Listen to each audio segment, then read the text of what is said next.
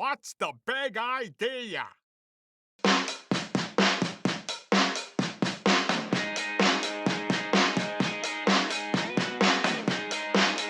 basically wrote like 40% of it. I was like, don't need, and then just go over it. Comes in. Well, we're on live, and we are back with another episode of Volleyballogy Uncensored. Woo!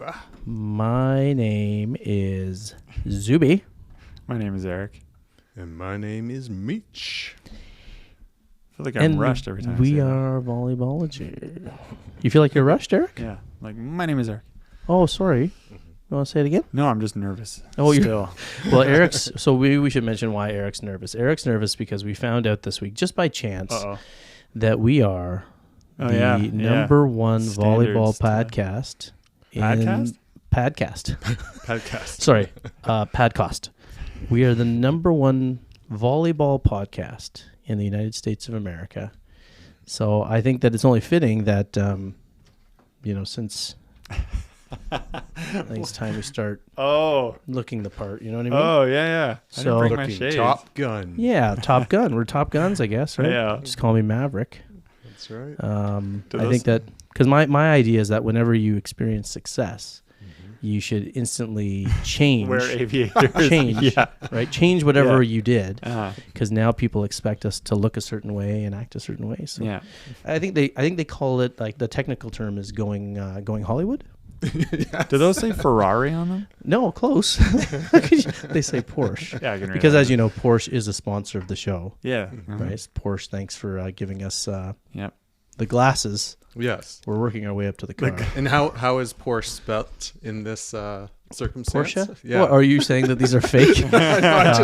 Meach is insinuating that I'm using glasses that are purchased from someone in a subway. No offense to people who sell in the subways. No, these are genuine Porsche design glasses. That was very genuine descriptive of how you said Porsche. That, somebody in the subway. Well, because I bought a fake watch in the subway once. So I just called on my experience with fraudulent items. It was a Tag Heuer in, I think it was Colombia. It was in South when I was playing. That's where I bought that watch. And it looked real. Except it was like, I think it was called a Tap Heuer watch. I don't even know if that's how you pronounce it. Is it Tag Heuer? You know what I'm talking about? I've never heard of. You never heard of it? Is it just TAG or is it TAAG? It's TAG, but mine was TAP. No, I'm just kidding. Anyway, no, I'm going to take these off because I like to keep it real. We can't see your eyes, too. Yes, it makes people feel like I'm being dishonest. So welcome to the show. This is episode 16, right? And this is the ultimate parenting season. We did one last week called the ultimate coaching season. So this one that was advice. If you haven't heard it, that was one for like what the ultimate season would look like for a coach from start to finish. So this one, like what they would do, what they should do, what they should do. Yes, according to us, and what a good practice would be. Good thing. Best practices, I guess we could say. So this one's about what the ultimate parent could do and how parents can really help their players and sort of, I don't want to say get out of their way, but you know what I mean? Like not be a nag and help their kid have a great season. Yeah. That's right. Yeah. So, we hope everybody's doing well out there and got your listening ears on. As opposed to your talking ears. Talking ears aren't so great because they get in the way. They do. They do. Both physically and emotionally. Oh, wait. Yes. Thank you for the save. This is the part of the show that people want us to stop. Yeah. Pretty much. Remember, you do have a fast forward button, just in our defense. Yeah.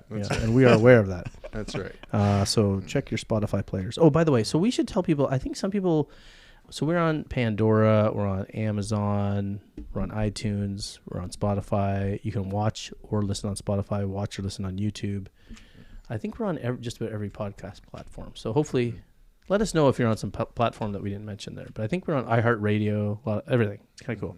So thanks again. But we should say thank you to everybody, right? Yes. Yeah. Thank you. You've support has been great. Big time. Online. Obviously, if you can, one of the biggest things you can do to help us is if you can subscribe to our YouTube channel, that'd be great because that helps us show up to a lot more people. And also, we're going to be putting out some other versions of things, shorter episodes, and a lots more skill stuff out there as well coming soon, beach and indoor. So if you can follow us on YouTube, that would be great, Volleyballology. But we'll get on with this because we don't want to we don't want to go to Hollywood. There's a lot of stuff, so it's going to be a whirlwind. Yeah. Did you say whirlwind? Yes. The phrase is whirlwind. Yeah, well, he's coining a new one. Keep in mind, whirlwind worldwide. Even better. Even better. Is there really only one wind around the world?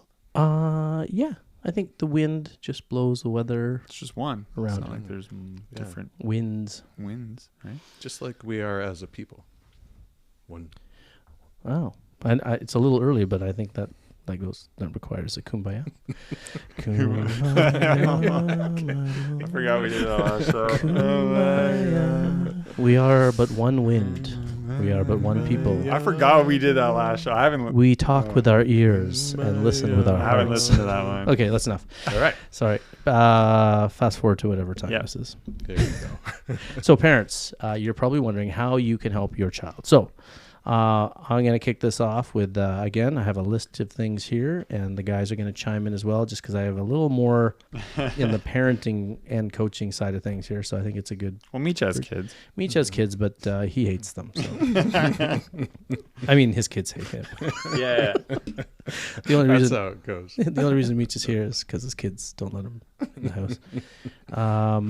So here's one. I think a very important thing for players or parents is to have their children have other things in their lives. Not just sports. I think sports are great to have up until a certain age, but you should make sure that your child isn't all in on volleyball all the time. So have other things in their world, not just for the activity itself, but also for the social circles.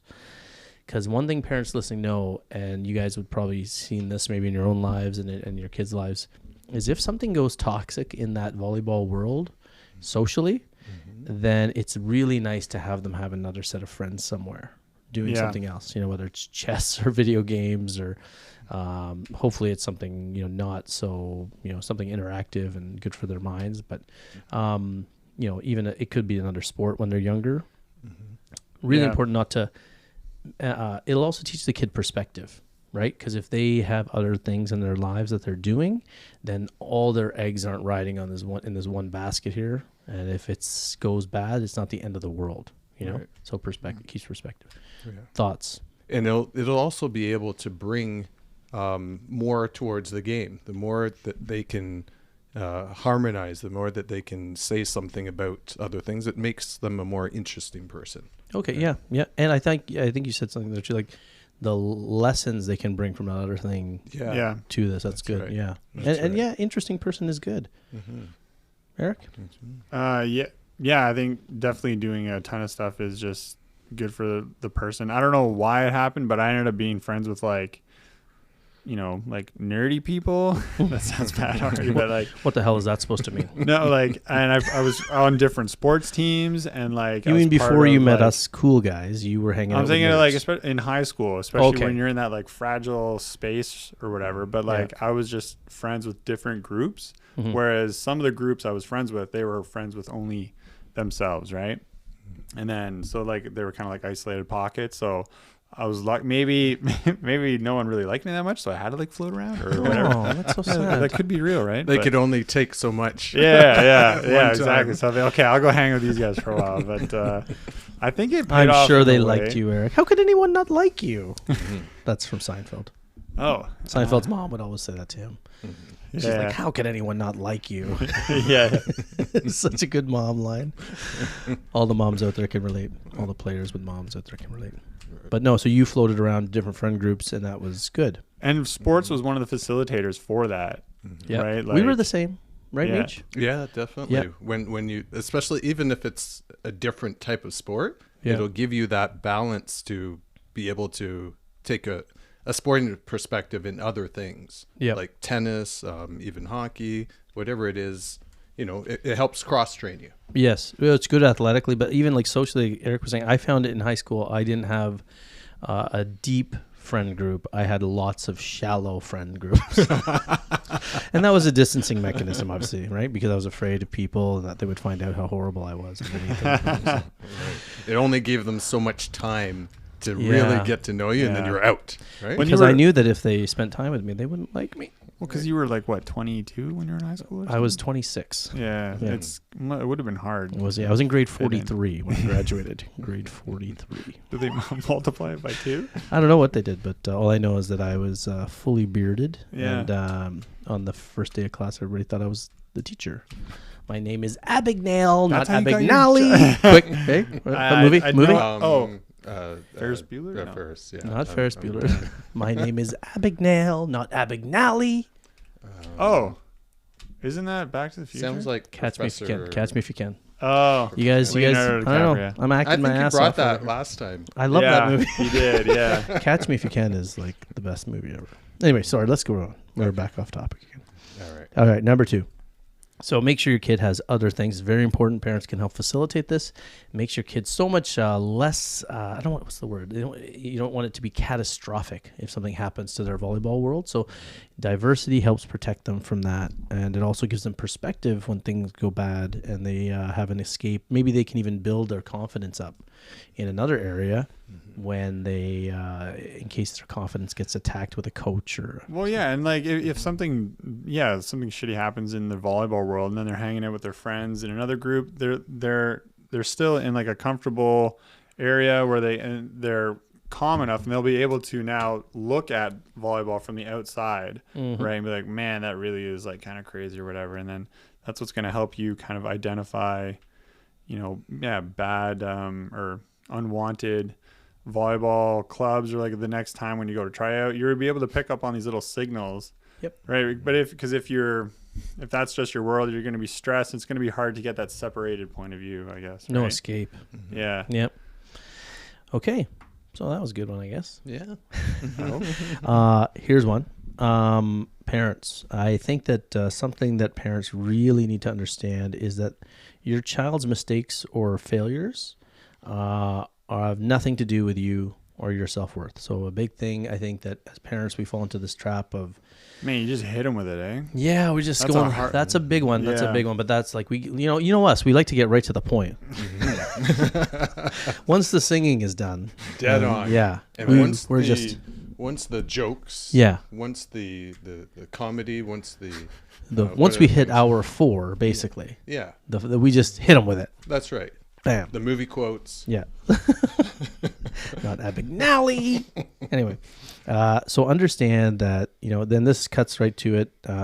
Sometimes parents who basically if they're not a confident parent, that those are the parents that tend to overemphasize the failures and take it personally. It's them failing on the court. And same with coaches, they do this too, but the older you get, hopefully, the more you will start to separate the kid's performance on the court from you. And connected with that, keep in mind that how they handle, if they fail or succeed is irrelevant or not connected to you. The only thing that is connected to you is how they handle success and failure. So if your kid is a dick, if they're winning, that might be a reflection of you as a parent because you haven't prepared them for humility or the idea of grace. And if they handle losing badly or failing badly, that's a reflection of you because not whether they fail or succeed, how they bounce back. Does that make sense? Yeah. So parents, remember, you have an impact on that more than just the result. So you want to teach your kid to handle adversity, see adversity. We talk about this a lot on the show.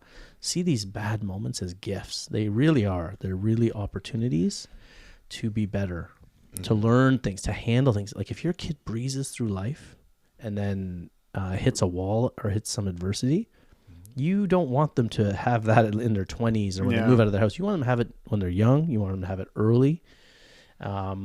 and then you can help teach them that these are positive things. Yeah. Right. Right. I'm guessing this is part of the reason why they say having kids is such a, I don't know, not important, but like, no, it's not important. Life changing thing that, like, you know, everyone, all these wellness speakers they always say having kids is one of the best things you can do. Or did you know that on social media somebody commented about how, well, I guess they talked about kids and they mentioned that, well, Erik, not yet, but maybe one day. And I said, we're trying to get you to procreate, but you keep saying that it'll cut into your me time. yeah, it will. Like, I mean, I'm learning a lot from this. I said it was a joke. But I just wanted to tell you that. I didn't want you to feel like I was making comments about your procreation. Is it still procreation if you're not Is it con creation? Your lack of procreation. Oh, this can Anyways, go bad. I didn't mention the medical issue. Just kidding. That's not true. Well, hopefully it's not true. But no, you were saying, sorry. Kids, yes. That they. Well, I'm just guessing, like, based on this, they give you the opportunity for these moments to have a reflection. 100%. Right. So, yeah, that's all I was trying to say. But, yeah. I thought you were going to talk longer, and I drank a sip of coffee. Yeah. Meach, any reflections on how your childbearing, how having children changed your life? Oh, I mean, it's been an immense. I never would have gone without it. I mean, never would have gone. Like, that's like saying, well, I can't change it now. So. Yeah, I mean, it is too late. But Erik, regardless of what I want, but for Erik, man, is he going to be a super parent by the time we get through? Yeah, with maybe him. this will. Yeah. So, Meach, sorry. Can you articulate again how having children has affected you, or? Like you would do it all over again, is what you're trying to say. Oh, I would. Yeah, I would. There's nothing like having kids. Yeah, exactly. Mm-hmm. Since I started parenting at like age 7, 8, 9. You ignored the kids for the first few years? No. Or you became a parent when you were 7? You became a parent at age 7. At age 7. No. Yes. Tamagotchi, right? What is he talking about? No, they didn't have Tamagotchis. When No, Meach. Seriously, how old were you when your first child was born? Oh, this is... Meach doesn't even remember. Yeah. 8. Well, I don't know why he's doing this. I don't know why he's doing this. Anyway, well, I'll just say it. Having kids was the best thing I ever did. And it was worth all the labor pains. Did you just stare into the camera and say that? Yeah, because I thought it was a sincere moment. You know, my kids are they going to watch this? My kids are out there watching and listening. Okay. Well, when I'm dead, they'll watch these. They're like, I should have listened to Dad's podcast when he was live. Anyway, so when I screw up in parenting, I can just blame you guys. You can watch these shows back. And still blame you guys. Yeah, you can blame us. Yeah. There won't be anything wrong, though. Yeah. I mean, I gave them all the strength ability that I could pass down. Yes, if you missed it, a couple episodes, our show was brought to you by the word strength ability.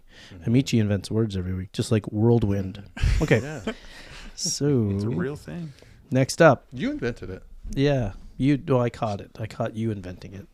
I called you. Caught? Because you didn't know that you said. I didn't say it. You said whirlwind. No, strength ability. Oh, strength ability. Yes, you said strength and ability. Oh, yes, I coined that phrase. Fast forward now. So but the joke was that you said it. That's the joke. Just confused. Erik, it's your turn. And we're back from the fast forward. And we're back. Yes. Sorry, folks. I don't know what these guys are doing. I think that's number one on Apple thing. It's gone to their heads. Yeah. Okay. Here's another thing parents you can do.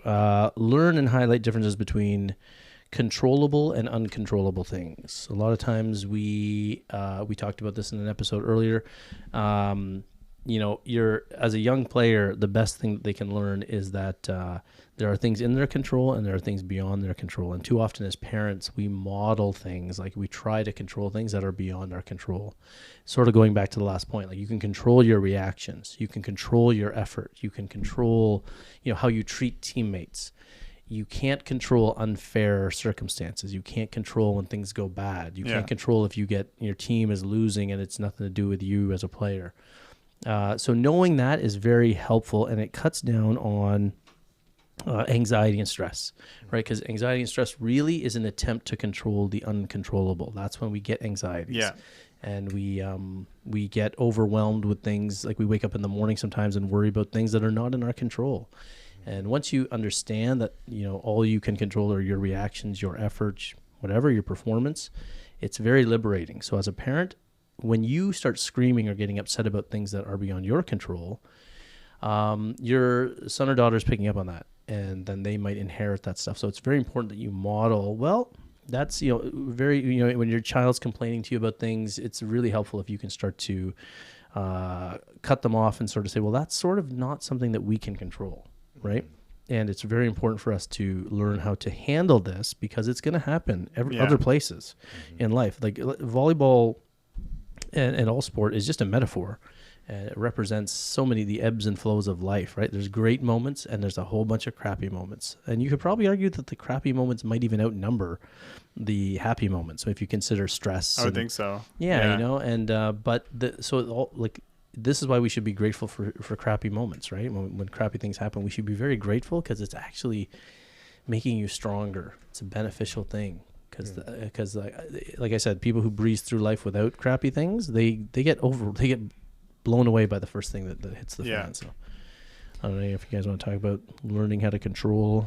Well, yeah, like following on that, like I think what helps me deal with things out of my control is just preparation and like preparing for like the next day in life, or even these situations. If you're going to do some type of like meditation, I forget the name of the practice, but you're visualizing, or maybe a different word, but the loss of having that, or like, hey, what's it going to be like having a bad season, or what's it going to be like if my son or daughter doesn't get the playing time? Like we are going to just, it doesn't have to be a meditation or visualization. It's just a thought exercise. You can because it's going to happen. Right. So, and me, and just in my everyday life, like preparation helps, because that way it doesn't feel like life is dictating my path and that I'm just reacting to it. Kind of feels like, hey, like, okay, this circumstance happened. I literally have no control over it. And then all of a sudden I'm giving less resistance to it. I've already encountered it in my mind. And then you just kind of can choose your path around it. And then, what else? Just taking opportunities when and where they arrive. And a lot of opportunities, come from, those moments when life is trying to dictate your path, trying to make you react, and then you can either choose. Hopefully, if you can find some space between that, it's typically like an emotional trigger, right? Something bad happens, you get pissed off, or you want to rage out. But if you can, again, for me, it's that, I actually do some meditation, but it gives me that little bit of moment in time, or like that brief moment where I can choose, okay, I can either react and get triggered and like get angry, or you feel that emotion rise up and just be like, no, you do have the ability to choose otherwise, and then act differently. And then, because it's going to be, whenever I have overreacted in a situation, I pretty much regret it moments later. I'm like, I wish I didn't do that. And then you reflect on that, and it's like, what did that even achieve anyways, right? Right. I kind of just look like an idiot. You didn't actually get your point across, what you were feeling. It's just came out in like anger or whatever. And not only that, like you don't know what that other person was going through in their life that made you feel this way, or like why they acted that way. Because again, it's just out of your control, right? So it's kind of, there's a couple things in there that you're saying. There's the knowing that your reactions are under your control, and the pause between when something happens and your reaction. Like, so meditation kind of helps you train, gives you a little bit of space. Catch that, right? Like that's really gold, right? Like that's sort of something that we all strive for. I think it's a key point in I don't want to say Scientology, but well, they used to sell it as Dianetics on TV in an infomercial when I was a little kid, and I was I was like an 80s TV kid. So what was it called? Dianetics? They used to sell Dianetics, but then you're reading I don't want to get political, but basically there is talk. It's a philosophical meditation idea, really, that I guess a lot of religions adopted, including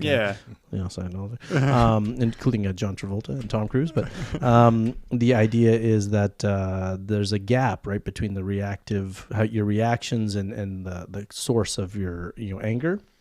And in that moment before you react, there's some gold there if you can stop, harness. It's kind of like what we talked about earlier. Players, remember how to get players mentally strong if they can start to recognize unproductive thoughts, and if you can start to see them floating around, like I'm a shitty passer. Wait a minute. Every player in the history of volleyball has had that thought about themselves. Is it productive? Is it going to help me? No, disregard. Yeah. Right. Instead of trying to stop negative thinking, which is impossible to do, you're never going to eliminate negative thinking. It's actually part of our evolutionary survival techniques. We're trained. And the only reason we're here is because we think negatively, because we're afraid of predators around the corner. Yeah. Right? I don't know about you guys, but I always think there's like someone trying to eat me. Yeah. Yeah. Good looking steak. I'm a good looking dude. And so, eat my shorts. Sorry. Stress and like just stress reduces that time or even eliminates it, where the trigger happens and you're emotional. 100%. Right. Well, actually, it's so funny that you were having this conversation. I don't know if this show is like symbiotic with my life, but like last night I had a discussion with both of my kids, separate conversations. They're both struggling with they had big tests coming up, and I was like, so like, you're worried about the result, and that's what's causing you stress. And your brain doesn't function when you're stressed, right? Stress hormones inhibit learning. So it's so funny. I said, you know what's funny? Like, why don't you just look at the stuff you're trying to learn and enjoy it? Like, just learn it. Forget about the test. Forget about the consequence. And just why don't you look at these are cool concepts that you're getting a chance to learn. Okay, read it for interest's sake. Just interesting, right? This is funny. And just then you will who cares about the test? Because if you care about the test or the result, then you're kind of falling in the trap of becoming like this worker who's being told what to learn, and then you resist it. I said, like, you know what? People love reading books, like we talked about before, until the teacher says, this is due tomorrow. And then there's like work. So you got to separate that. So get that junk out of your head, get the result out of your head. Focus on the process, enjoy the content, just relax. Don't even worry about the result.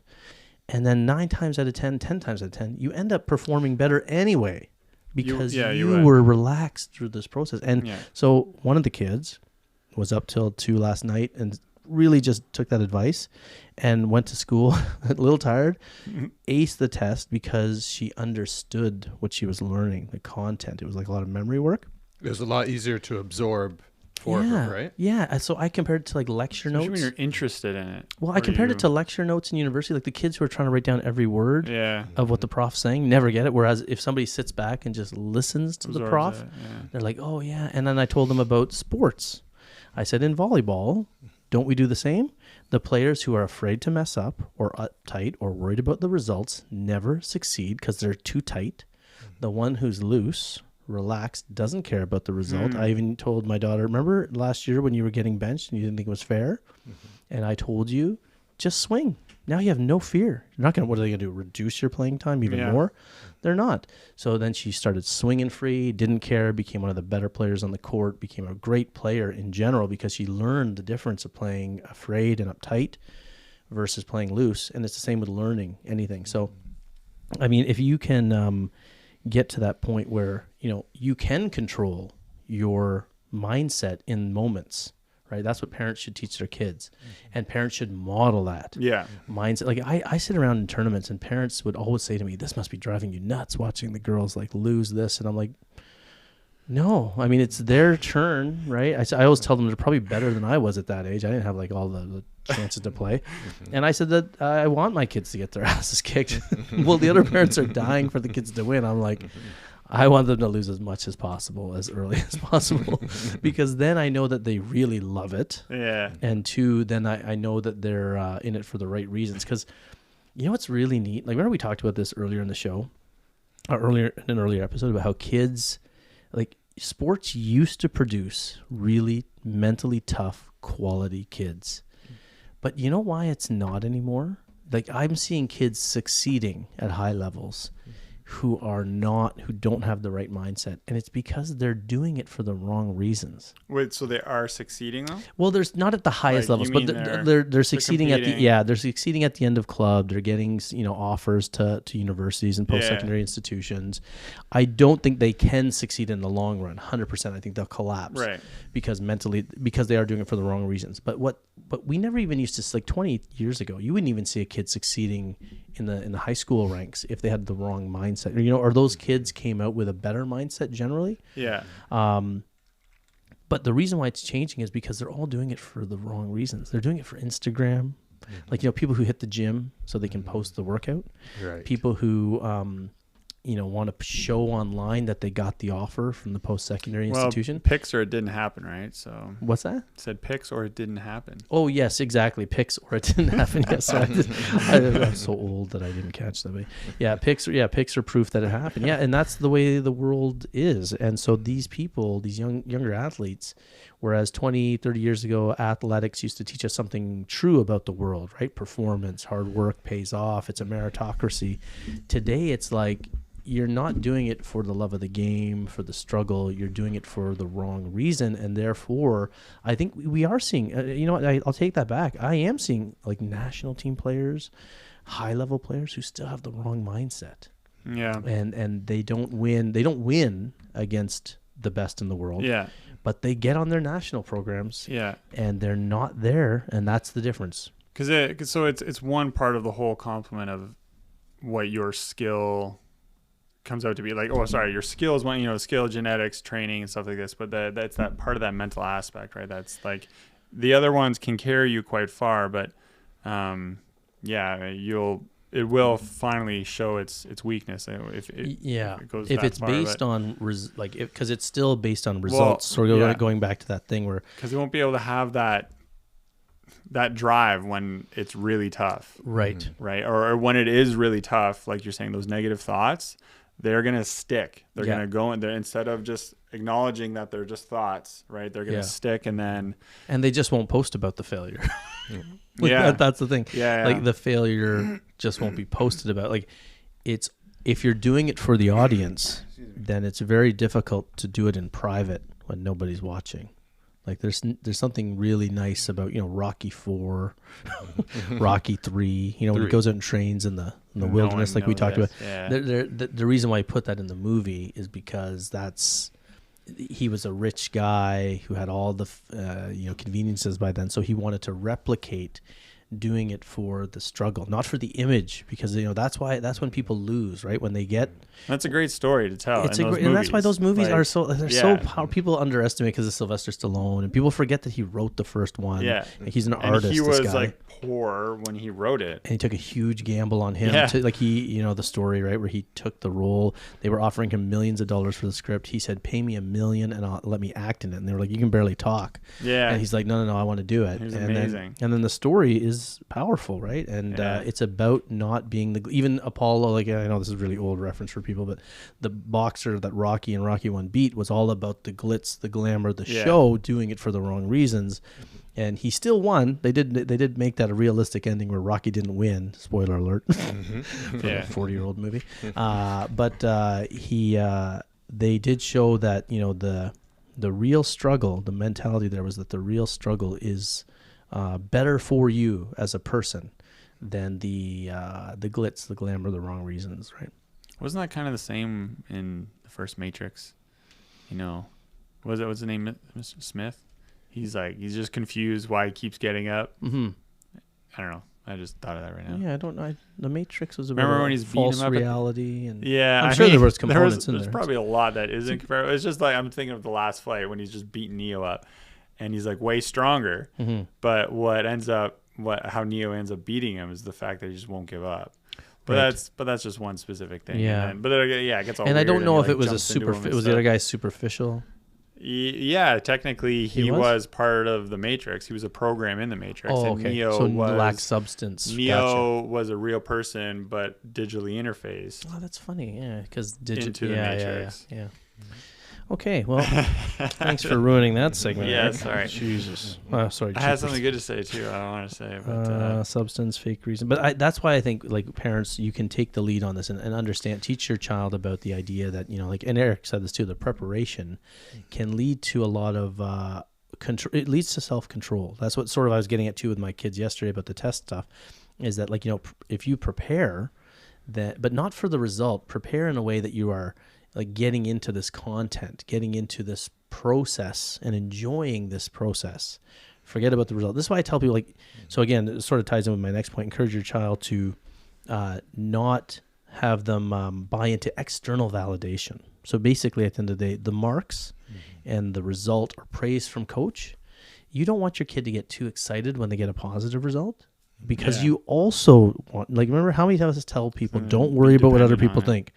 Don't worry about what other people think. But we only say that when they are negative. So the way to really help your kid understand that is, like, you know, if a person or coach you don't like is giving you a ton of playing time and you don't think they're a good coach, then they are still not a good coach. If you are having a teacher who tells you that you're an idiot, then they're off base, and that's an awful thing to say to someone. But by the same token, if that same teacher praises someone, they're still a bad person. You know what I mean? Like, the goal is to make your kid not reliant on external validation. And let's face it, points in a volleyball game, aces, kills, these are external validations. This is why I hate it when coaches tell players to play loud.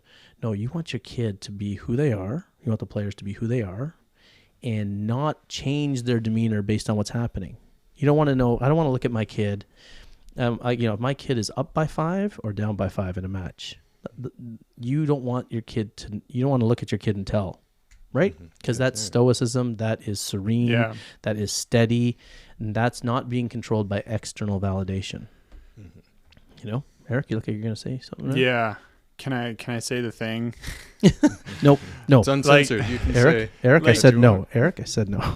There's things adults are doing, and I think, just as a parent, that your kid picks up on how you model your behavior. Well, I think as adults, as a general community, our kids as a community are modeling what we're doing. And the thing I'm dreading saying, but is there like virtue signaling going on? Because I was hanging out with a buddy last night who coaches. We used to play together, and we got to give a kid who we used to coach, who's now playing varsity, just some one-on-one time hanging out. I got to serve a bunch of balls at him. He's in his second year of varsity, and he wants to get more reps, which is awesome. And I used to play beach with him. Like, his demeanor's great. But he was just telling us, and again, I've played volleyball with some emotional guys, but he was just telling us stories of one of the players on his team. He just it's a setter, and he'll cry like multiple times in a game. Now, again, I don't want to say that's bad or anything, but then we heard another story. Cry out of happiness or sadness? Out of making mistakes and stuff. Ooh, wow. What age group are we talking here? Varsity? Yeah, we're talking varsity, 18 to. Well, you could be 26 right now. But then we had another story of it. So then what year? Sorry, I don't want to. What year is he? I think this, I don't know, this kid in particular is either 20 to 24. Okay. Right. And so, and then like a depression thing too. Right? And then another guy on his team who's kind of new to volleyball, but I came from basketball, I think, and he's learning middle, and he'll do a bunch of great things, and then he'll make one mistake and he'll just shut down and stuff. Right. So I'm just posing a question of are our younger players just under more pressure, or more pressure under an illusion? Are they perceiving like they have more eyes on them or whatever, that so then when the slightest thing happens it's a big deal? Or is there really something where they think if they get emotional that they will get more attention? Or that's a basic thing for toddlers and infants. It's something that we learn, which is, again, has its evolutionary purpose, right? To cry or whatever to get attention from them, because maybe there is something wrong with the child. But then it depends on how that is continually nurtured and addressed, how that behavior then grows, right? So yeah, I'm just putting a question out there, maybe. Well, it's not. Is not there a more question. pressure? Yeah.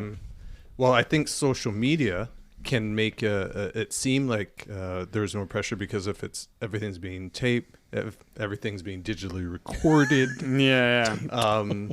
then they would feel that. But are other pro athletes having?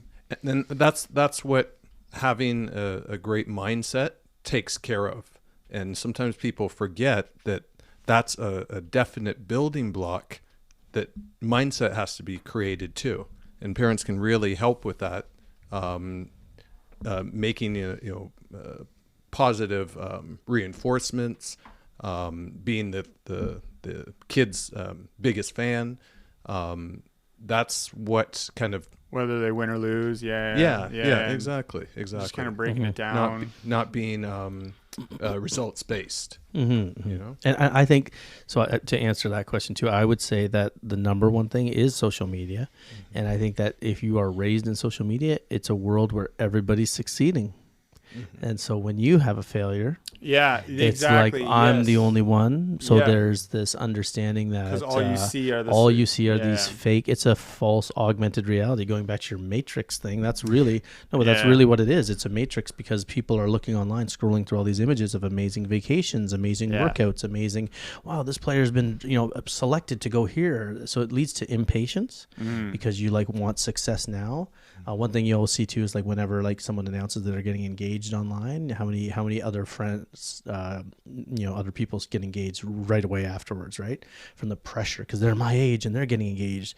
They're my age, they're getting kids. They're my age, they're going on great vacations. And these people without the money are going on vacations. They're buying homes. They're doing things that they don't have the money for because they're so desperate to keep up online, right? And show that to the world. So that's translating into these things. I would submit to you that guy, not to diagnose or anything, but there's anxiety, depression, but it does sort of tie in with I am seeing more kids with harsh reactions, more parents with harsh reactions, because they're living this online world, and it's making everybody antsy. And so I always tell people, the social media world is absolutely false. Not only is it showing you weird it's showing you weird algorithms that make you believe the outside world is not anything like people walk out their door and they think that, whatever crap they're seeing online is right around the corner everywhere. But that's the same with everybody's successes. Listen, everybody has shit in their lives, and everybody has stress, and everybody has tension, and everybody has anxiety. So even the coolest profile you're finding online, whether you're a young person, an adult, or a parent, or that cool family that gets all the breaks in volleyball, or that cool whatever, I guarantee you they have their shit, and you're just not seeing it. And so that leads to people with those horrible reactions. That's what's causing all of society to get these horrible reactions, because their patience is worn thin, because they think that they're not keeping up. They're frustrated with themselves.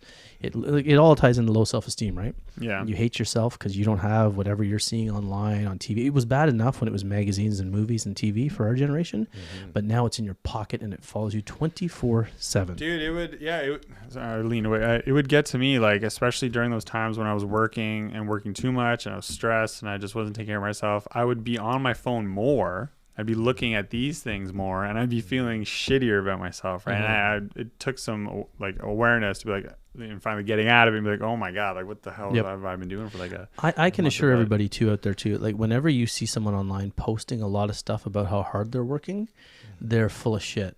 Because you know why? You know who's not posting online? The people who are actually too fucking busy to be online posting that shit. I can tell you this as a business owner, as an athlete, I saw a lot, and as a coach too, right? Remember we were just talking about this before the show started. I can tell who the frauds are, and they know I know they're a fraud because I've known them for years. And I remember seeing all these people just as a business owner too, all these, when I was building up sort of our business, for 20 years of hard work alone. It's very lonely work. And I had to go on social media to make a post for our business. The only reason I really hang out on social media is not for my own personal selfies or anything. And I would see all these people posting about how they're doing business and how they're doing that and they're doing blah and they're bragging about how busy they are. And I'm like, if you were really succeeding, you wouldn't be doing that. Maybe you'd be paying someone to make some stuff, but you wouldn't be on there yourself bragging about how much you have, right? So everything online is like a matrix. And if players and parents can help understand that, that's why even themselves, they're feeling tension, even parents at these volleyball events, you're so desperate for your kid to be like that kid or get the breaks like that team. It's a toxic way to live, right? And it's external validation, which started this whole conversation. So get away from that shit, good or bad. I really recommend parents, you teach your children to understand that, let's suppose someone started saying you're an amazing player. Let's suppose you started winning a bunch of games. There's always someone who can kick your ass too, by the way, right? Whenever you think you're so great, never be like that, because it's gonna ensure that you will fail. I mean, if you win tier your B division, definitely celebrate. But yeah, you can be happy, but don't get cocky. But right? You just you're still ninth to 8 other teams or something. Yeah, cockiness is different than confidence, right? some people don't like confidence and they think you're cocky because their own insecurities, but cockiness is putting other people down, making them feel like crap, and it's toxic and it's loserville. Confidence is liking yourself, understanding you make mistakes, having patience with other people, understanding that they're not you, you're not them, and being kind. Confidence is kindness, but not weak. And it's confidence is being open to let happiness kind of happen, because if you're kind of not confident, they're always low self-esteem, how can you really be sensitive to a happy moment? Because like anytime something good happens, you just be like comparing it to some gloomy thing, right? So yeah, I'm just saying, like, it's be relative. Like if you do win a B division or whatever, yeah, don't be cocky, don't be arrogant, like still celebrate. You probably worked hard to do that. And even if you win A division, yeah, right, because that's the problem. That's good the problem. Good point. The problem isn't the B division guys. Usually it's the A division guys. And then they don't realize that they'll get their ass kicked in the next tournament. Yeah, like it's the insecurity really of the. So that's what I love, is I love seeing high level athletes. I mean, we all do, right? We all love people who are high achieving and humble. Yeah. And you quickly figure out that that's why they're high achieving.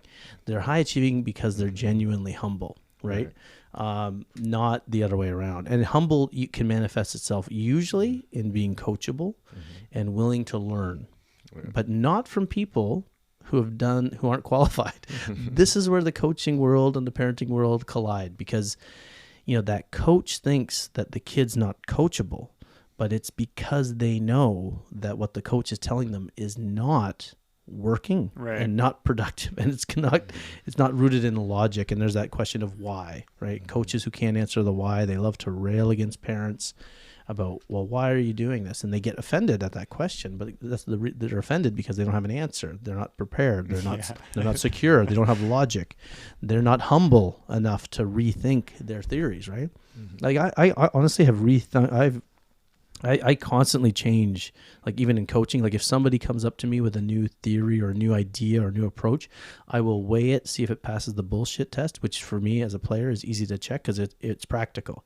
If it's not going to work on the court, and I can tell them why it's not going to work on the court, because a lot of things come down the pipe for coaches, in fairness to them, from people who've played a lot, and some of those players are not putting it through that stress test. Right, like, is this going to work? Like we talk about this, the whole debate of facing the setter on serve receive. Like we know as players, there's no way that works. Yeah, because if you get served hard down the line, you're not gonna. You got to face where the ball is coming from. And every high level player who coach says that, and every good coach who listens to high level players will teach that. But a ton of coaches will forbid players from facing the server, which is insane. Dude, and volleyball is a great opportunity because it's a much simpler. It's a simple game, right? It's not like there's not too many different things going on, but like compared simple to for us, right. But I mean, it's complicated for people who don't know. But if you spend enough time in it, learning about it, playing it, studying it, like it's much simpler in relation to what life is. Oh, life, yes. Yeah, right. So like you have the opportunity to like work out these challenges with volleyball as a model, and then it can be applied to a bigger game, right? Maybe we should examine that. Is volleyball more complicated than life? Ooh. I mean, you have setters in life, right? You got the people who set things up for people. You have people who attack things. You have people who are too timid. What's the libero, though? What do they do? The libero is that person that we all rely on to do the dirty work, right? We barely even high-five them when we forget about the because they're way down here. It's because they're way down here. No, it's terrible. I'm kidding. Thank you to you, liberos. We're like, great kill, hitter. The liberos, hey, there's no hit without my pass. Like, get off. The middle's in the front again. We can't have the other team see you. Hide the libero. They're hideous. No. No, I mean, maybe volleyball is life. It is in a way, but... Shoot, I think I just renamed the podcast. Ooh. That's not very profound. Everybody says that every sport, soccer is life, volleyball is life. Right. Anyway. But only volleyball's life anyway. Only volleyball. Yeah. Called it, aced it. There we go. Yep. And back from the break. So, okay. Take a look at how... we can stay away from those external influences, that external gratification, right? Mm-hmm. It's got to become internal. So like I would say, like even to Erik, how do you gain internal validation for yourself? You mean self-gratification? Oh, I don't. Erik, don't turn this internal. Sorry, don't turn this into. He doesn't mean self-gratification. Okay, how do I turn? I don't want. What? Sorry, I don't want to get political. I was looking at my piece how of paper do here. how do people stay away from the external, like social media, the flash and the glitter? How do you get internal?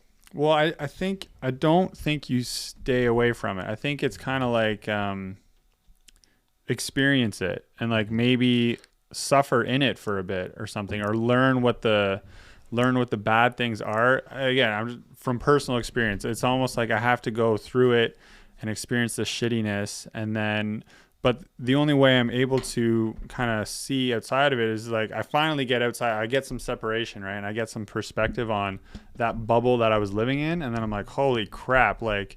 And then because what'll happen is all of a sudden I'll grab my phone. It'll be like a moment where I'll look at Instagram and I'll just have this like kind of like this moment of like, oh my God, this thing, literally I just looked at it and I can feel this emotion just happen. And it goes back to that space, that lack of space between the trigger and my emotion.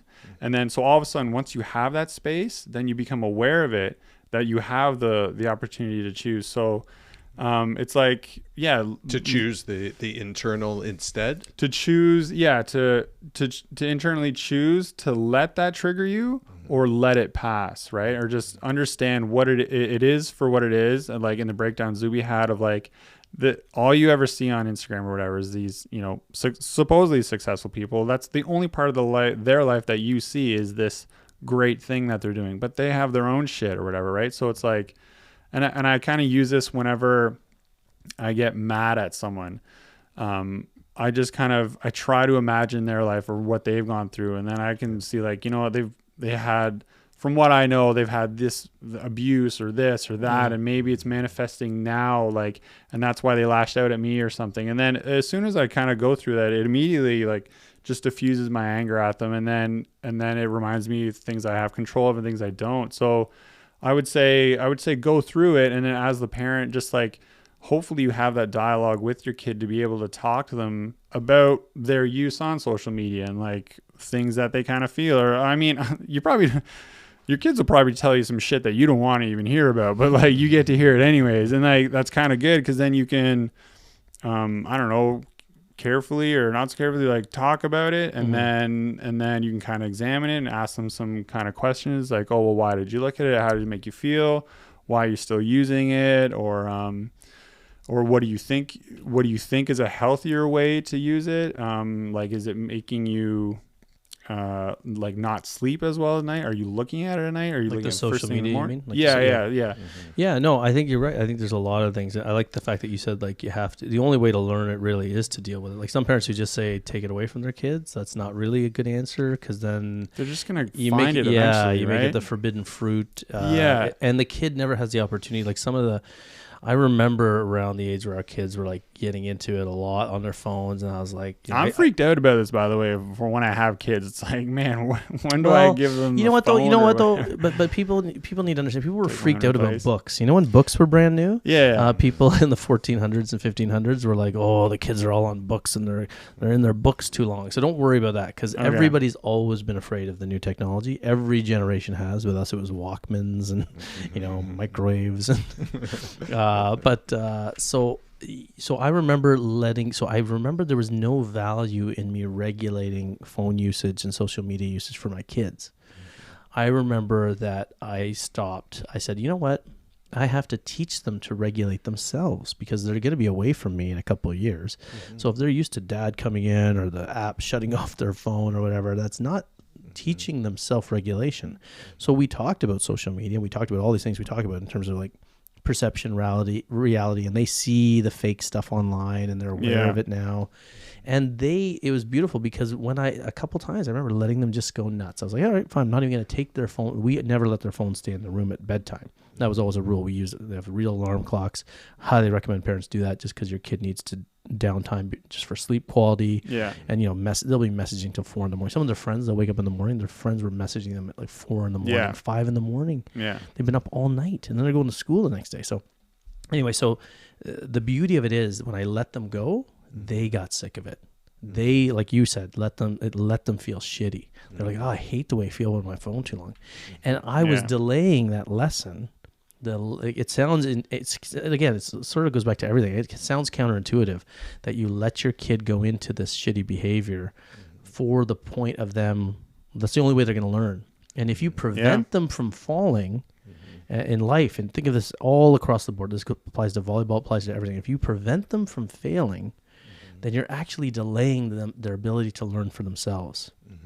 So again, if I say it again, like parents who are constantly trying to protect their kids from bad things, you're actually preventing your kid from learning faster. Right. Kind of interesting, right? Yeah. And I mean, I've taught my daughter how to reflect. So that's an important part of that same balance where, hey, if you're let's say maybe it wasn't a behavior that you approved of. You say, okay, how do you feel once you've come through this? Like, do you feel better? Did you get enough sleep? How do you feel about it? If they can reflect with you, then they can get an idea of, its true value of whether it be a phone, whether it be a video game, anything like that. So what's the key to allow this open dialogue? I'm guessing it's don't instantly yell at them or something, or don't instantly, like, it just sounds like if you were to say it just like you did there in a nice calm way or whatever, like, why would they not talk to you like they're your parent, or you're their parent, that there's some innate trust and like, so yeah, I'm just asking straight up, like, just don't overreact and like don't freak out, or just ask them in a calm way like you just did, and like usually they'll talk to you, right? You're gonna make up a good parent. Hey-o. For sure. Number one, frequent. Get ahead of it, so that they can do their own reflection, and so that it's not something like a build up, so that why is mom or why is dad getting on me this now? Like don't have that tension build up, so that it's an open dialogue, right? So it's almost like you're going to make them a little bit uncomfortable, a bit before, or let them get uncomfortable. Is that what you mean? Yeah, or I don't know, like he's almost, I took that like you're gonna kind of, because I remember as a kid, like you think as your parents like, like leave me alone or whatever, but like you're gonna bug them as a parent, bug them now, because it should, or I think we were talking about this, like be mean now, not mean, but like be mean now, because it's like because if you let it go too long and then something happens, then it's a big deal, and then you have to put in like a hard rule or something, and then they're gonna resent you even more. Yeah. Right. Yeah. Also, that's kind of what I took from that. We were talking about how it's easier parenting to let the kid go and not intervene. Well, right. That too. It's harder for the parent to be the heavy when they need to be, but parents need to do that hard thing. Right. There are some times. So in this case, like with the social media, I was regulating their phone. I was like, putting a limit on things for a while until they hit a certain age. Like once they hit about 15, 16, and their brains are starting to get closer. So it's almost like two strategies. Like it's not like one is better than the other, but like two different. Yeah, there is a time when kids aren't aware of what's good for, like, frontal lobe stuff, brain development. We know kids' brains aren't developed very well up until early 20s. Decision making, literally, kids can't make good decisions. Yeah, like, it's impossible. Yeah, you don't want to let your kid go through like a whole bunch of like experimenting with drugs and alcohol and shit, right? That's something you've built this trust up and dialogue that you can coach them before, right? And then, like it's probably going to happen. They're going to drink or at some point, right? But this is getting into like interesting topics, but it is all connected, because even drug and alcohol use is very much connected with, the idea is like self-destructive behavior, right? And so self-destructive behavior is also being an idiot on the court, overreacting, screaming, right? So it does tie in. The real thing that controls all of that is what are self-destructive behaviors. And again, teaching psychology and taking psychology. I'm not just some guy. I have studied some of this, so I don't want people to say that I've watched a lot of Dr. Phil or something. But we know that those are escapes, right? Yeah. So people do those things when they need to escape very often from their realities. So like people who are weekend alcoholics or kids who get drunk every weekend at school. There's something to get attention there. or fit in, which is an escape. And it's also a sign of low self-esteem, right? Yeah. So either way, you're not valuing yourself. You have a lot of pressure to fit in. You want to escape some reality. So, if you have, a lot of people think that, what am I going to do? My kid's using drugs and alcohol, or my kids are doing all sorts of, self-destructive stuff.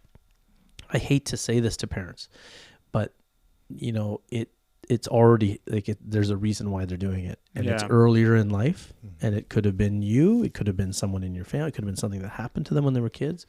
There's a need to escape, and this is why therapy became very popular in the West, because the idea of talking through, addressing these issues, underlying causes. It's not a very our society is such a superficial world. So we see the parent acting out, we see the coach acting out, we see the player acting out, and we just say asshole. Yeah. We don't say, like you said, something about, someone, you lower your anger level when you start understanding where asshole behavior comes from.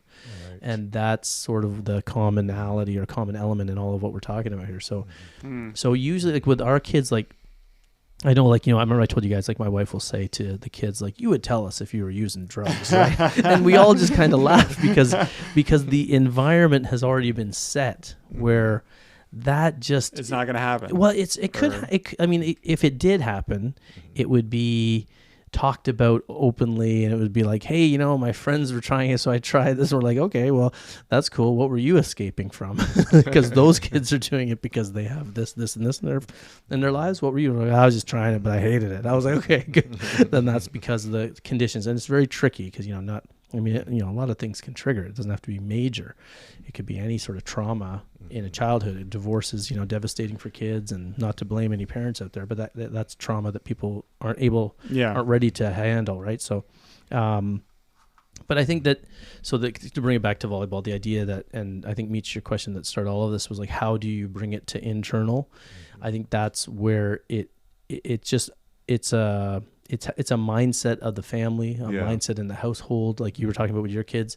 And you just have to teach them that.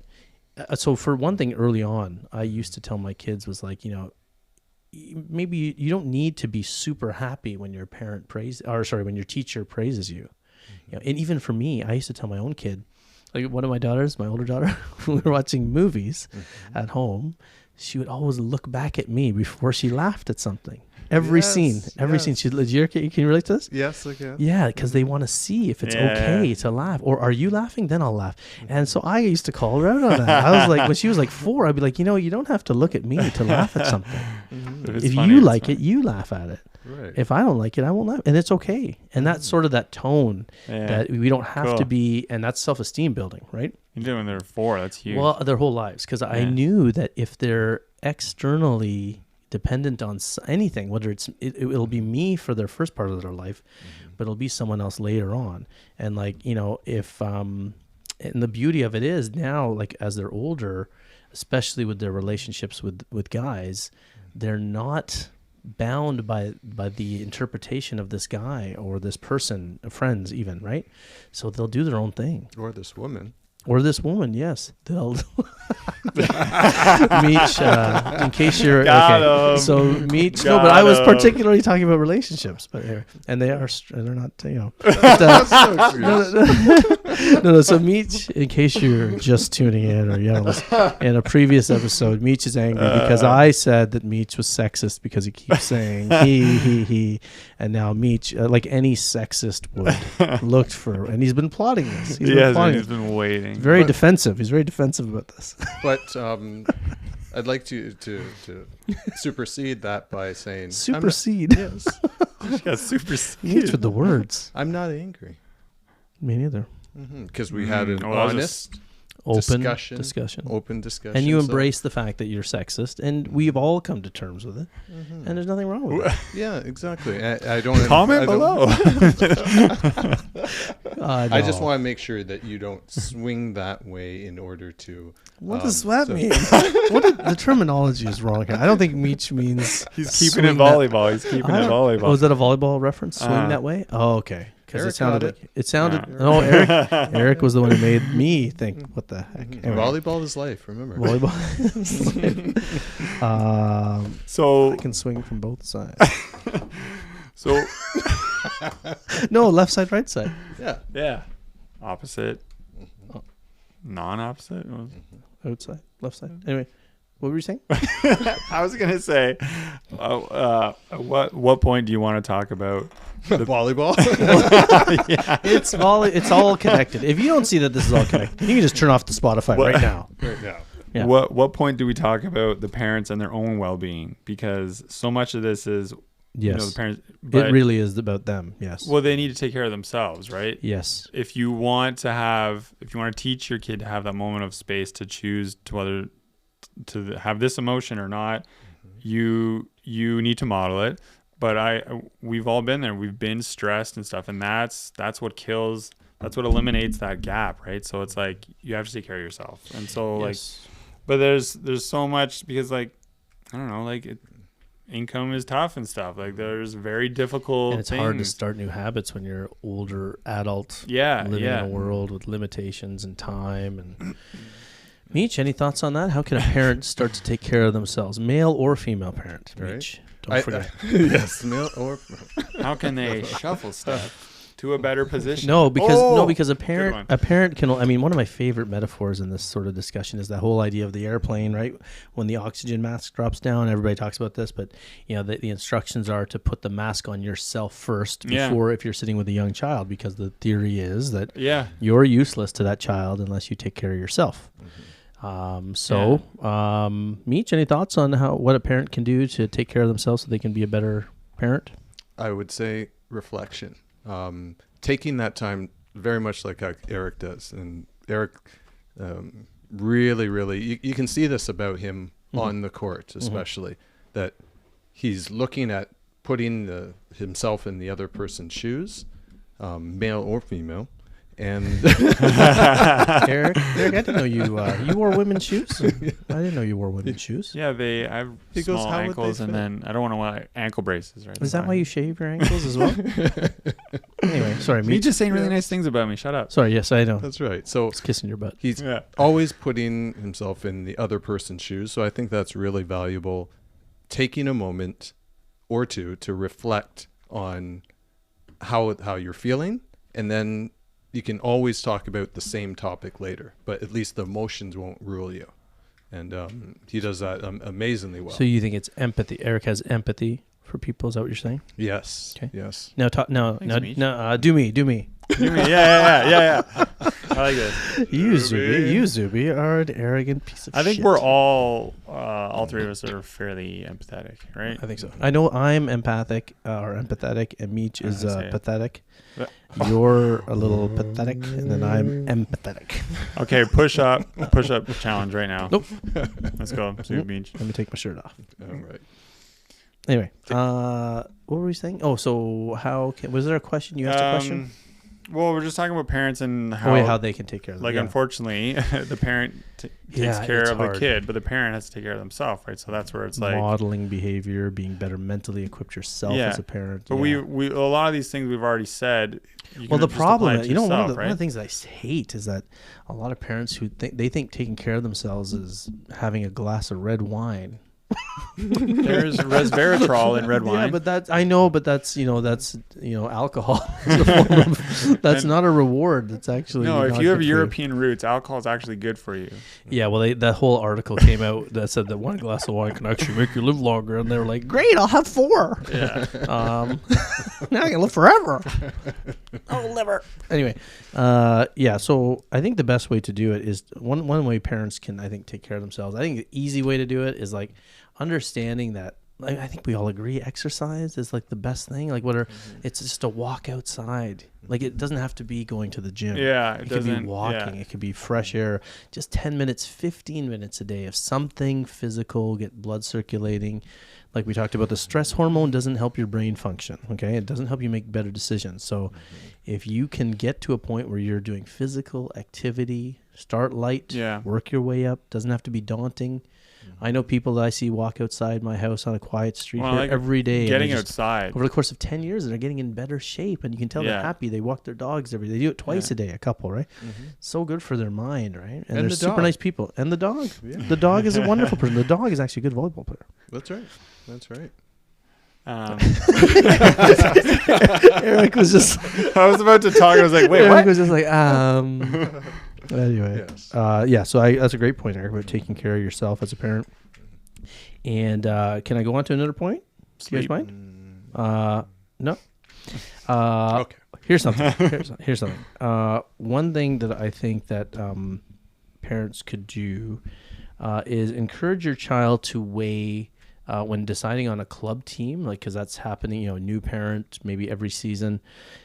Have your kid weigh the value of like a very positive social and coaching environment versus like the quality or competitiveness of a club team. Have that be one of the factors. Yeah, I think a parent should sit down with their child and ask them, like, on to describe those two situations. Yeah, like, so what's more important to you? Like we kind of did this year. So like my daughter's going into her last year club, and we were like, so like there's a bunch of clubs that you could try out for that are here. You have a bunch of friends that you know are going to be on this team. Right. Do you want to have that fun social thing this year? They might not be as competitive as other teams. But if it's going to be toxic other places, do you want to be on those teams? And also, this coach is decent, not, maybe not the highest level coach around, but then again, a decent coach, a decent person who's open and reasonable. That's almost gold, right? That's right. That will be one of the things that decides what your whole season will be like. That's what we said. Ultimate parenting season would be, hey, is this something that not only you as a parent can work with and the child, so that you take that journey together? Hey, they'll value your description of, hey, this is what maybe I think that could give you long-term success, long-term enjoyment of this venture into volleyball. How do you feel about it? Reflecting joy versus tension and stress. Like, it just seemed like a no-brainer. That's why when we had that discussion this year, because technically her last year of club, she could play one more, but we all just sort of said, like, that's priceless to have like a good group of people. Now there are moments this season where we were wondering, like, seeing other courts and seeing other tournaments, like, is she getting the best for her? But we still come back to, let's not forget that those environments sometimes aren't fun places to be. Yeah. And, I think there's more joy here. And we've been there. We've been in those other places, and it's not fun. You come home, there's toxicity, there's politics, there's all sorts of things that are just, not productive for the athlete and makes you want to quit. Sometimes players are like, ugh, I can't handle this anymore. So that's why we sort of decided that. So parents, you can ask your child. We're not saying to pick one or the other. Just present, like, what's more important to you. It's a good question to ask before you start tryouts. Is it more important for you to have fun with a good group of girls and a nice coach? Or is it more important for you to be on the most competitive team possible? And I would submit the younger they are, the more the risk of burnout if you go the ultra competitive route, unless that coach is like, remember, there are high level coaches with competitive teams who also get it and understand mental health and understand stomping out toxicity, because a really good coach, like we talked about in other episodes, knows about toxicity and understands that their fairness and rule application across the board stamps out toxicity all the time. Is there almost timing, an element of timing to almost choose any of these like maybe that situation is actually an okay choice at this time, and then maybe they haven't had that experience. That's kind of what you're saying? Yeah, and right? engage who they are, because I don't want to brand the competitive experience as the bad one all the time. Right. So don't go, as the parent, don't go into that conversation with your child already having a set answer in your mind, right? Like kind of,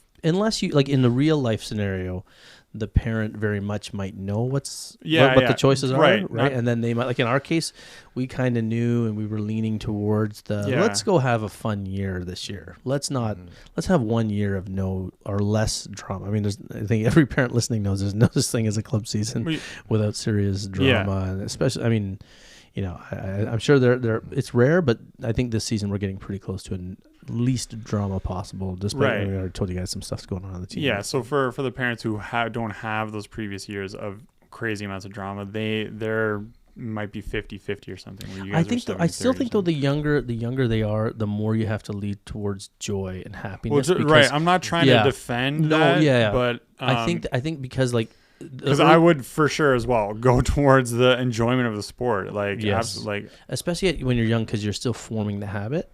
And if a kid who's young doesn't have joy in the game, they will quit. Like there has to be something great about that competitive team to still consider it. Like there has to. It's not just like I want to go here and have a shitty time and like get yelled at. Well, I don't think young kids should go to ultra competitive team. I think that serious sport at like age 12, where the coach is like talking about, I think I can make your kid a blah blah blah. That's a red flag, because the problem with that is that burnout is real, and if kids go into competitive volleyball is a late starting sport compared to other sports, but if you start out like ultra competitive talk from day one, it's like that kid's gonna quit really soon, especially if they're not feeling it. And if, like we just talked about this too, like if the teachers in school, what do? They make fun things like work. And so young kids, if the minute their volleyball coach makes a fun thing like volleyball work, and like, you guys got to do this, you got to do this, you got to do this, and it's like you just taking the joy out of this, right? It's become a labor, not a labor of love, but it's just pure labor. And volleyball takes a while to develop into 100% you getting good at. So you need that long-term mentality to be able to endure volleyball. Like you know how many people that's really true. It's hard to watch too. It's hard to watch volleyball, right? For the first couple of years. Yes, it is. And only somebody that's enjoying it will stay in it. I know it's kind of elementary, but no, it's such a big, but it's not elementary. That's a sad thing. It takes like almost 4 years before you can even experience structured blocking, right? And then you can at least figure out the movement, and then it's like the next 2 years they get like the whole hands properly and everything, and like the whole synchronization, and like, so it's definitely and that's why parents need to take care of themselves. Going back to that point, because the parent and the coach, like when I have our coaches work on stuff, I always tell them, like, I'll ask a coach, so why did you change up that drill? Why did you mix in the better kids with the weaker kids? The parents. And no, they say because it was hard to watch. They weren't getting the rallies. So I don't get, but it's hard to watch for you because you're a player. Yeah. Those kids are loving it. So your own self-esteem, don't you rock the boat and mix in good kids with bad kids so the rallies get better, because you're going to scare the kids that are less experienced. You have to be patient with bad stuff, ugly looking volleyball. And parents today who don't take care of themselves or don't have a lot of history in the game, they can't watch bad volleyball. They can't handle their kid failing. It's in them. So you have to be patient with how bad volleyball is to watch at the beginning. That's why, remember I said it, parents will talk to me and they'll go, "Hi, you must be going nuts." And I'm like, nope, this is about the way it should be at the stage. And but those parents were living through their kids. Those parents couldn't handle their kids failing, because every time their kid made a mistake, it was them looking like the pros or something. Well, the parent was failing every time the kid was failing. And remember, we talked about off the top, you got to teach your kid that how they handle failure is a reflection of you, not if they fail. If they fail has nothing to do with you. If they succeed has nothing to do with you. I mean, obviously you've set them up for different likelihoods. But how they handle those things, whether they're an asshole when they win or an asshole when they lose, that's a reflection of you and what you've taught them about dealing with stuff. So that's right. And to point out again, you remember when we were changing from just having the middle set always. Yes. To a 6-2 system. It looked ugly. Yeah. Ugly at first. Yeah. So we had to struggle I remember that. with that badness in order to change, to something great. I remember that very clearly. Yeah. Because we had a couple players, Meach was one of them, that was playing club. You went to a club team and you're like, no, And then you come this back. is how you really play volleyball, guys. Yeah. And then we were like, no, we don't like it, because it was that's a great one, because I always teach that to people today, and I teach it to you. We're going to talk about that in the toxic player or the perfect player season, but the idea quickly is like what you're saying. Be okay with sucking. See, the problem was our team was successful doing things the wrong way. And so we were very hesitant to, why would we rock the boat? Right. But we had no thought of the next level and where everybody was headed. So that's what I always tell players, like, I was talking about the player gets their overhand serve over, doing it totally wrong, like a closed fist. And then you're like, no, you got to fix that. And they're like, no, I get 12 serves in a row in grade 4. Right. And you're like, well, in grade 6, you're going to get your ass kicked. That's right. Sammy. That's the kid's name. Yeah. I mean, especially when we were having a very, very successful winning season. Very successful. Very successful. I can't say that enough. Successful to the 10th. Yeah. Change is tough, but I could see the way that the winds were blowing in terms of, this is the next level, right? Like you see Whirlwind. People worldwide whirlwind, one whirlwind. You see that where players are having a lot of success with an underhand in a bubble, right? You got out of the bubble. You were in our team was a bubble, and you got out of the bubble and saw what the wind was like outside the bubble. That's right. And it was cold. Oh, it was cold. I feel like we should fart at the end of this episode into the microphone. Just a wind. Anyway, sorry. Smelly wind. Anyway, sorry, I interrupted you. Just that, sometimes players will stick with just what they're comfortable. Underhand serve. They're always going to want to. Always. Even as you get older. This is life. Yeah, Everybody sticks to the underhand serve of life. Just get it over. That's right. Just get it over. There's another scenario where you can choose between, say, playing with your friends and like a not so good coach or something, I just want to bring this up because it ties back to what you're saying, having broader social circles. So it's like friends and like a shitty coach or like a whatever, or a team where it's totally new and you're a stranger on there and like it's a good coach or something. And like it would be very hard to make that choice if you don't have alternate social circles or something, right? Because like if volleyball and that group of friends is the main thing, there's no way the kid's going to choose the other option, right? Where it'd be a great growth experience. Yeah. Whereas if your kid had like a drama club or chess club, or was like into fencing. Yeah. Crocheting. Right.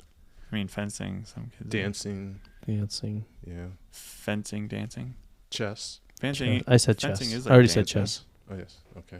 Chess. No one plays chess anymore.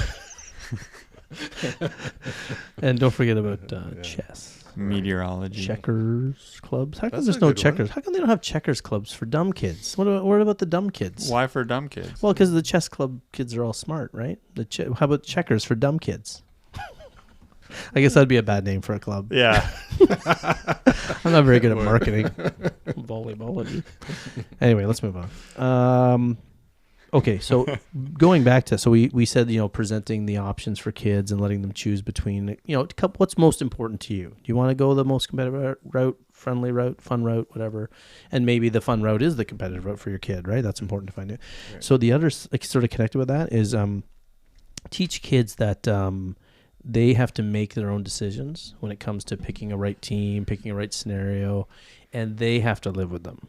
Right. Because parents often, so I'm gonna, like, going back to that cell phone discussion and everything else too.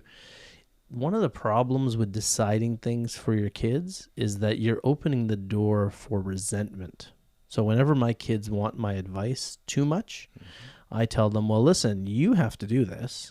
I want you to live with this decision. So I don't want you to resent me, because kind of what they're doing, the reason why they're asking you is because they want someone to blame if it blows up. So when it comes to picking a club team or a lot of different things in volleyball, parents, make sure that you teach your kids that, okay, if you're going to make a decision and you're going to live with this. How often do you have to remind them that they made the decision? All the time. Okay, that's hilarious. Well, it usually, because it's been happening as a tone sort of in the family, they do kind of know that. And, even if they ask me for too much help with their homework, because I was, a teacher for a long time, so they would ask me for help with essays and things. And I would be like, well, you kind of have to live with this a little bit now. And I want you to fail. If I go help you too much with anything in life, then if it succeeds, then you don't get the self-esteem because you think, well, Dad helped me in the back of your mind. I know I'll think that. But then if they fail, then they'll have resentment towards me, or it'll be on me too. So it's really important, parents, for, present your kids with information. Present them with the things that, like, here's where the parents' wisdom comes in, because a lot of parents make that mistake where they're like, well, I have more life experience than them. Well, that's where you present them with the choices. That your wisdom will come in to help them see things about choice A, see things about choice B. That's where the wisdom comes in, but then they have to decide, right? That's where the guidance comes in as a parent. Not telling. Want to guide, not telling. That's perfectly way. So good, so good. Exactly. Eric, anything insightful to add, or are Meach and I just going to carry another episode? Yeah. I got I'm all these about kids. We should have lied and said that you have kids. Yeah, we should have. Well, nobody's listening. No, actually, shoot. Now that we're number one on Apple Volleyball, now people are listening. It's going to be the first and last episode. Will be number one, right? Maybe we should have Eric conceive a child. I'm just kidding. Live on the air. Ratings. It's all about the ratings. Anyway. This show's gone too far. Yeah. We're going to get canceled. Yeah. You can't get canceled unless you made it. Right. So, living with own decisions. And again, so I always say that, like, mistakes are gold anyway. So even if your kid makes a mistake, that's super valuable. Like we talked about earlier, they're going to learn faster. I'm sorry, but like, failures for kids are great things. Resentment is toxic. So you don't want your kid to be resenting you. So that's why you got to let them make the choice. I think we're done with that one. Well, just making mistakes with the aspect of accountability and support. Teaches them accountability 100%. Yeah, let them. They're accountable, but like, you don't want them to like break down completely. So you're there for support. Obviously, like, it's not gonna be world ending, and then you move on. Yeah, 100%. Like, obviously, if they are, you will help them. Right. Yeah, you will. Yeah. How do you like it? You said I could jump off the roof. Well, you get up yourself. My legs are broken. Anyway. Wow. So connected with that too, one thing I like to, I think another valuable thing for a parent to do with a kid is to make a list of what a good teammate looks like and what a bad teammate looks like. Sometimes it's as simple as that, making that list, because I think a lot of times, because we're talking about picking teammates and who's on this team, who's on that team. One important thing that they might not, Beach especially, but even in sixes, like, I think you can learn a lot, and parents, like, you don't want to back talk or be negative about other kids, but I think it is very helpful to say, like, are you, without hating that player, like, if your kid is talking about a player who's like, an idiot or a jerk, or, they say something really mean about them, just, make sure you ask, well, what don't you like about them? You know what I mean? And then it helps them also sort out that they don't want to be that teammate to someone else. That when they see bad behavior from a coach or a parent or from another player, it's very valuable for them to know that. So having a conversation with what a good teammate looks like, because it also not just doesn't tie in with just toxicity, but it also talks about showing up, talks about being on time, talks about being positive with people, versus making a list of what would you say is a non-ideal teammate? And don't name names, but you just talk about qualities that I think a player who belittles others, criticizes others, makes faces at others. Imagine a team, like, where every parent does this and is able to have this conversation with their kid. Wouldn't it, by the end of the season, all those kids would be friggin' awesome? because in a way you're indirectly helping that kid because they all learn from each other, right? And all of a sudden the kid's not getting the same reaction they were from their behavior because the kids are just like, whatever. I need to change a little bit or whatever. So like, it's just. Well, that's what we're talking about too. World. Yeah. Well, in this, remember we have been having conversations about some of the things we're going to bring to people, and one of them is those team sets. Like that would just be. Like, it would be a wonderful thing to do because even like it's a lot of stuff that I learned as a young teacher too. Like when kids are, remember we talked about the coach making rules with the team. Once you put it on paper and everybody's just thinking about it for 5 minutes, a lot of players in that moment will be like, "Oh crap, I do a lot of this shit." Yeah, I give dirty looks. Yeah. Ooh, that's associated with insecurity. And they start to do that reflection that Meach was talking about. It's so important. So even just they can do it privately too. But if they do it with their parent, if a team does it together, if a team has a booklet or something, it's priceless for kids to just label it, because nobody talks about what it is to be toxic. They have these discussions in school, and they have Mean Girls the movie, and they have like movies where there's bully guys and everybody watches them and they laugh. But sometimes the bullies leave those movies with only remembering the power the jerks had, right? They don't remember the real lesson or how it made people feel necessarily, or they walk away from the movie thinking they're not the bully. But if you lay out good teammate, bad teammate qualities, and what's underneath, maybe especially the bad qualities, especially if you're defining what the line is, where that barrier kind of makes itself in terms of toxic, non-toxic, supportive, non-supportive, that type of thing. And outcomes, right? Like outcomes from both. Like how does the team play with the positive? And versus so if you're even like a super competitive person, because a lot of people think that toxic is competitive, right? It goes into our culture, like the asshole boss or the asshole founder, the asshole coach. And we think that that's what a winner is, but really that's not how it works. Right. Really, that person ends up alone, and the team self-destructs because the infighting and the fear. Players have fear of messing up. So I think that's important to lay it out for kids. Yeah, making a list of what good. And these are like, it sounds so teachery to do, but it's really helpful to do these things. Write them out, or talk about them at least. Yeah.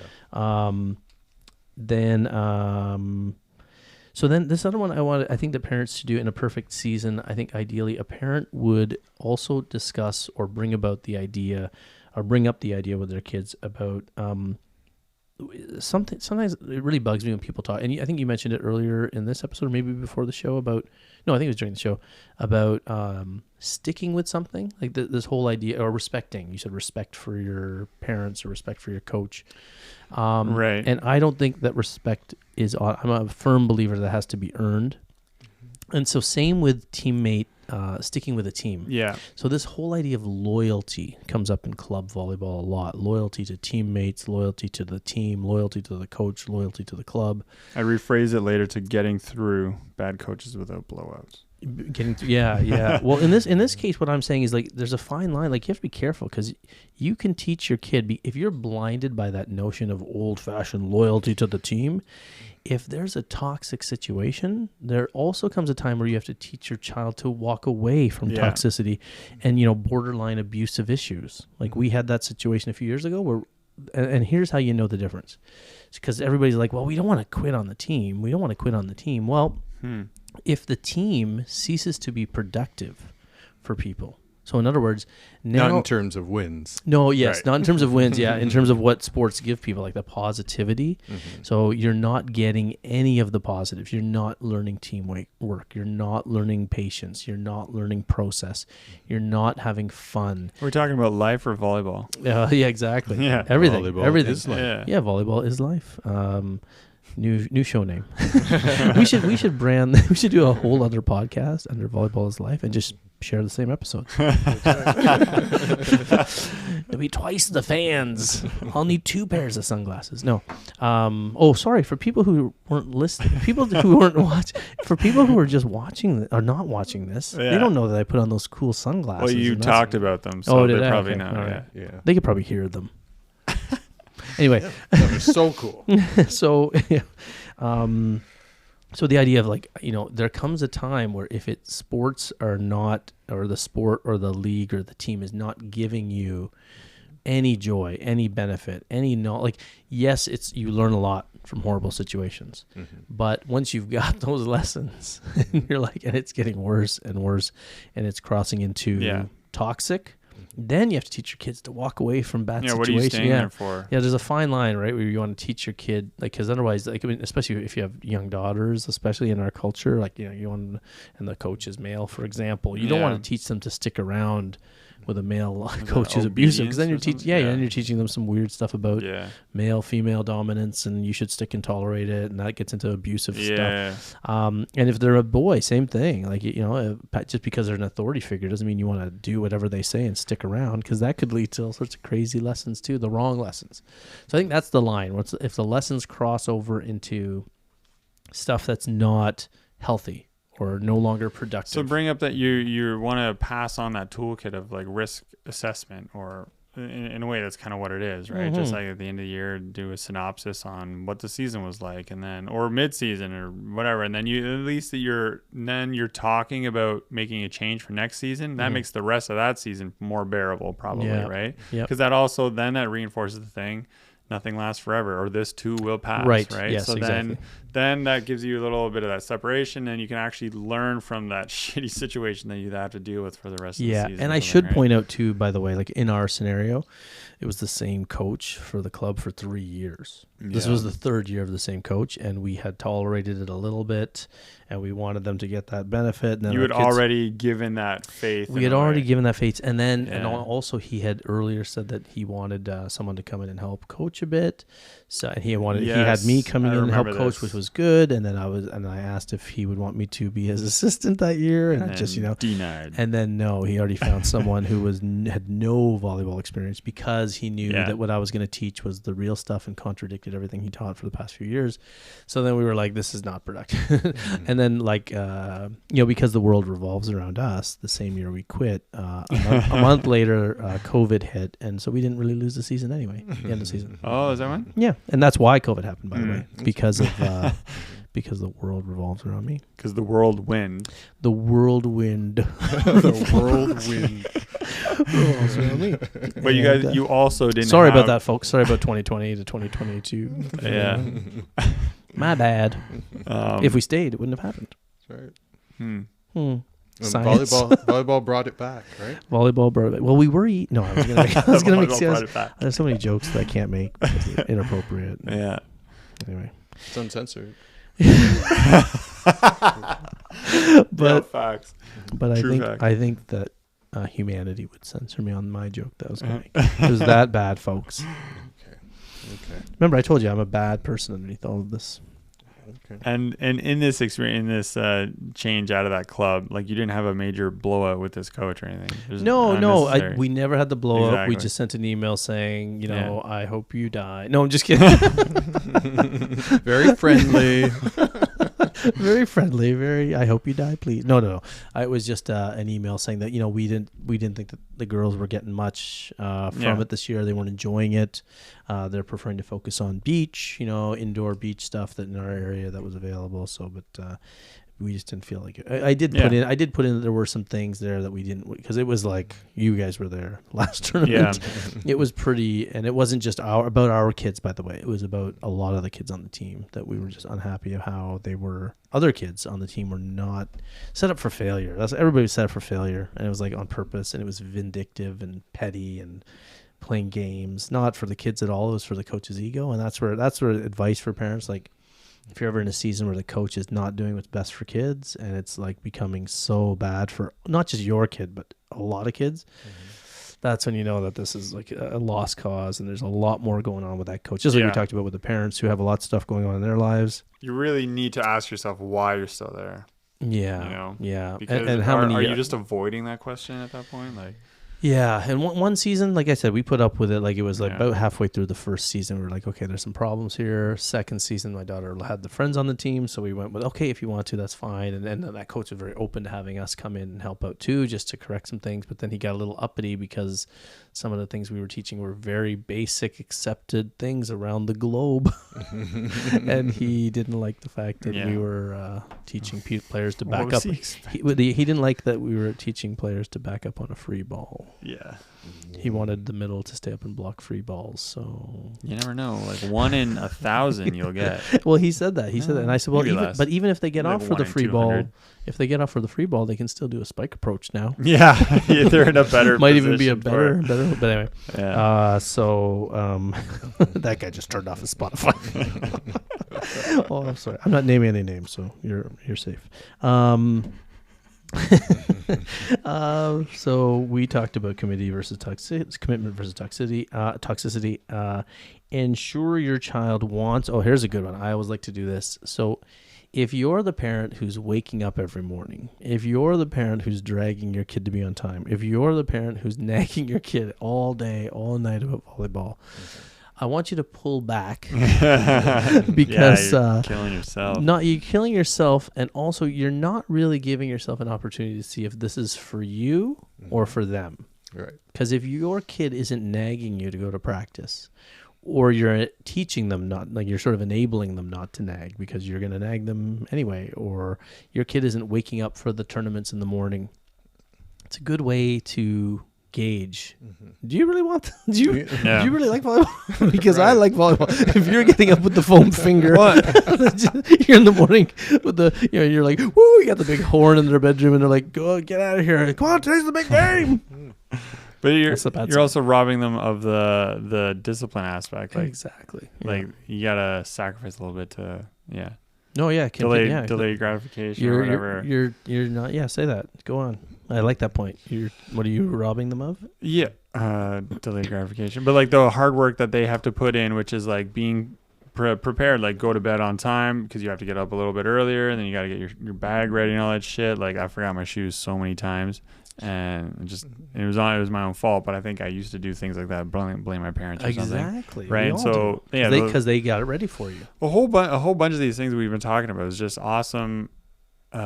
Adult things, but you're just giving them in smaller doses as kids. Like the sooner you experience it, the better. And I think, unfortunately, I think everyone will experience them in life. It's just to have more of an advantage or opportunity in life when when it comes to careers and stuff. The sooner you experience these things, the better, right? Like I really think like when you forgot your shoes to tournaments, how many times did that? Like I mean.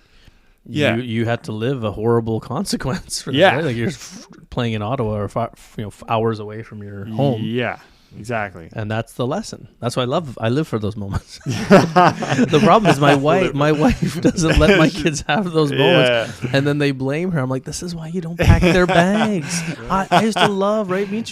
The night before tournament, that was the best part. Like as guys, maybe back then too, right? And our parents are like immigrants. Immigrant parents don't even know what's happening. Where are you going tomorrow? I got a volleyball tournament. How you getting there? Friend, drive. But today it's like, no, our parents today would be like, mixing egg salad till 4 a.m.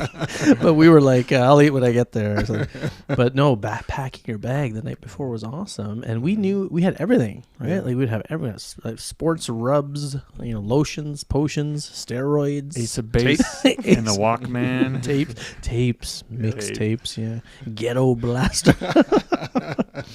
Sorry, large stereo. We learned a lot by packing that stuff the night before, right? And we would we'd have to warm up the mule. What do you guys pack now? Lakota? I'm off the Lakota. I used to use the Lakota. Lakota's a sports rub for those of you who don't know. I used to burn my shoulder into pain resistance. Doubles as a hair gel. But now I found better workouts and I don't have any shoulder pain. Anyway, okay, moving on. So pull back a little bit. Make sure your kid wants it as much as you by letting them do some of the hard work. I would say even there's an advantage to having the kid do some of those things that you don't want to do. Well, hey, if you really want this volleyball, if it's really important to you, you're going to get my breakfast. You're going to get my coffee and have it ready so that we can go, so that we can be prepared. Right? If you really love volleyball that much, I want you to chew your food and spit it in my mouth like a mama bird. Dad, do your own chewing. There's all sorts of combinations that the parents can use. Yeah, as just think like chewing. incentive. Let's face it, chewing your own food is a chore, right? It even sounds the same. Chew, chore, chew, chore. So having the kid have the kid chew your food in the morning. Right. If they love you, and if they love the sport, they'll do it. And if they're really smart, they'll just blend your egg breakfast with toast and just give it to you in a cup and be like, here you go. It's not as intimate. That would be hilarious. It's not as intimate. That's me. That's me imitating a bird in case people are just listening. Think of what we learned from the Karate Kid example. Oh, Right. about the wax. Yeah, he didn't paint his own fence. He didn't wax his own car. Same philosophy. Yeah, that Miyagi bastard. Yeah. Oh, He had what was- something. that's true. That's right. That's And good. Danielson learned his lessons from The that. fact you remember his name. His name is Ralph Macchio. Just say Ralph Macchio, Karate Kid. He will. Meach knew what was Patrick. up. What was the guy's name? Patrick Moriarty? No, what's the guy's name? Pat. Pat Moriarty? Yeah. Moriarty is the name of the villain from Sherlock Holmes. Connection? Maybe we have to. Well, that's his real name, though. Maybe it was a Miyagi. little different. I think that's funny that Mr. Miyagi, if you think about it today, that wouldn't happen because he's like an American. He had to fake that accent for the movie. Yeah. Yeah, he speaks with no accent in real life. Oh, okay. So today that wouldn't happen. He would be canceled for that because he's, cultural appropriation. I don't want to get political. He did what he had to do. We're getting political. We're getting political. Yeah. Anyway, Meach and his Karate Kid. Now we forgot the whole point now. Swan. No, just kidding. Yeah. That was me getting into the martial arts pose. Well, I'm a bit of a martial artist. Anyway, encourage parents. Okay, yes. Now, this is a tricky one. Going back to our coaching season about how, we hate the idea of re-signing players. The more I think about this, the more I hate it, by the way. That players just have these secured spots. I can't stand it. I just wish a gym would be a competitive place where the best players are offered positions. But again, clubs are afraid of losing players because they don't think they have the coaching quality. Parents are afraid that they'll disrespect the club by turning down an early offer, and their kid might be frozen out. So I have the solution, though. I did some long, hard thinking about this on the toilet earlier today. Nice. Is there anything that we can? Meach doesn't even react. I got to cut it in the bud. Cut it, nip it in the Nip bud. it in the bud. Yes. You could have said nip it in the butt because Well, I made again, a reference to being on the toilet, but you lost that opportunity. No, I was going to a volleyball reference. Yeah, I guess. Anyway. Right? Cutting the ball. Oh, cutting the butt. Oh, makes no sense. Okay. Speak. It's one of those things that parents can't do anything about, though. Sorry, what were we talking about? Oh, re-signings? Yeah. Oh, but if you were listening to me, you would have heard me say that I thought long and hard about it on the toilet.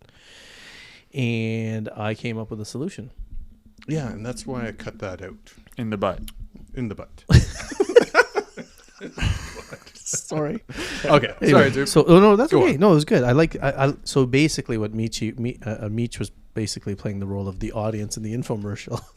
That's impossible. Oh, wait. I'm going to cut the shoe now after I cut that tomato. Okay, what's your great idea? Hey, Eric's young. All these old parents listening to us right now, they're loving this because it's like 2 a.m. Ginsu infomercial reference, okay? Eric doesn't even know what a Ginsu is. Do you know what Ginsu is? I've heard that. No idea. No, see? No, he already said he surrenders. The Ginsu knife was like this knife that was for sale at 2 o'clock in the morning.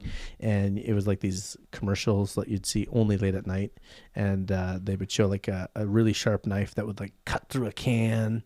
And then it would cut through a shoe. Did you buy one? And then it would, everybody wanted to. I'm sure I must have ordered it at some point when I was depressed. And then it thinly slices a tomato, even after cutting a shoe. And I think that's amazing. Seinfeld did a routine about it where he said, like, if you need a knife that has to cut through a shoe, and then maybe you're not buying the highest cut of meat available. That's the way. It's not even the way he talks, but that's how everybody impersonates Seinfeld. Anyway, It was close. it was pretty good. Come on. Anyway, sorry. So getting back to my solution for the re-signing problem. So, here's what you do. Here's what you could do. You could say to the club, listen, we really want to play for your club. But I don't want my child to feel like they are entitled. I want my child to feel like they're fighting it out for a spot. So honestly, we're just turning down this offer. It's not because we don't want to play. It's because I want my child to feel that they need to work for it. So your solution to this is at the moment when they offer the pre-signing. Yeah, when they offer the pre-signing for next year. Yeah. Just say, listen, we are not going to say no. We definitely, or my son or daughter really wants to play for your team.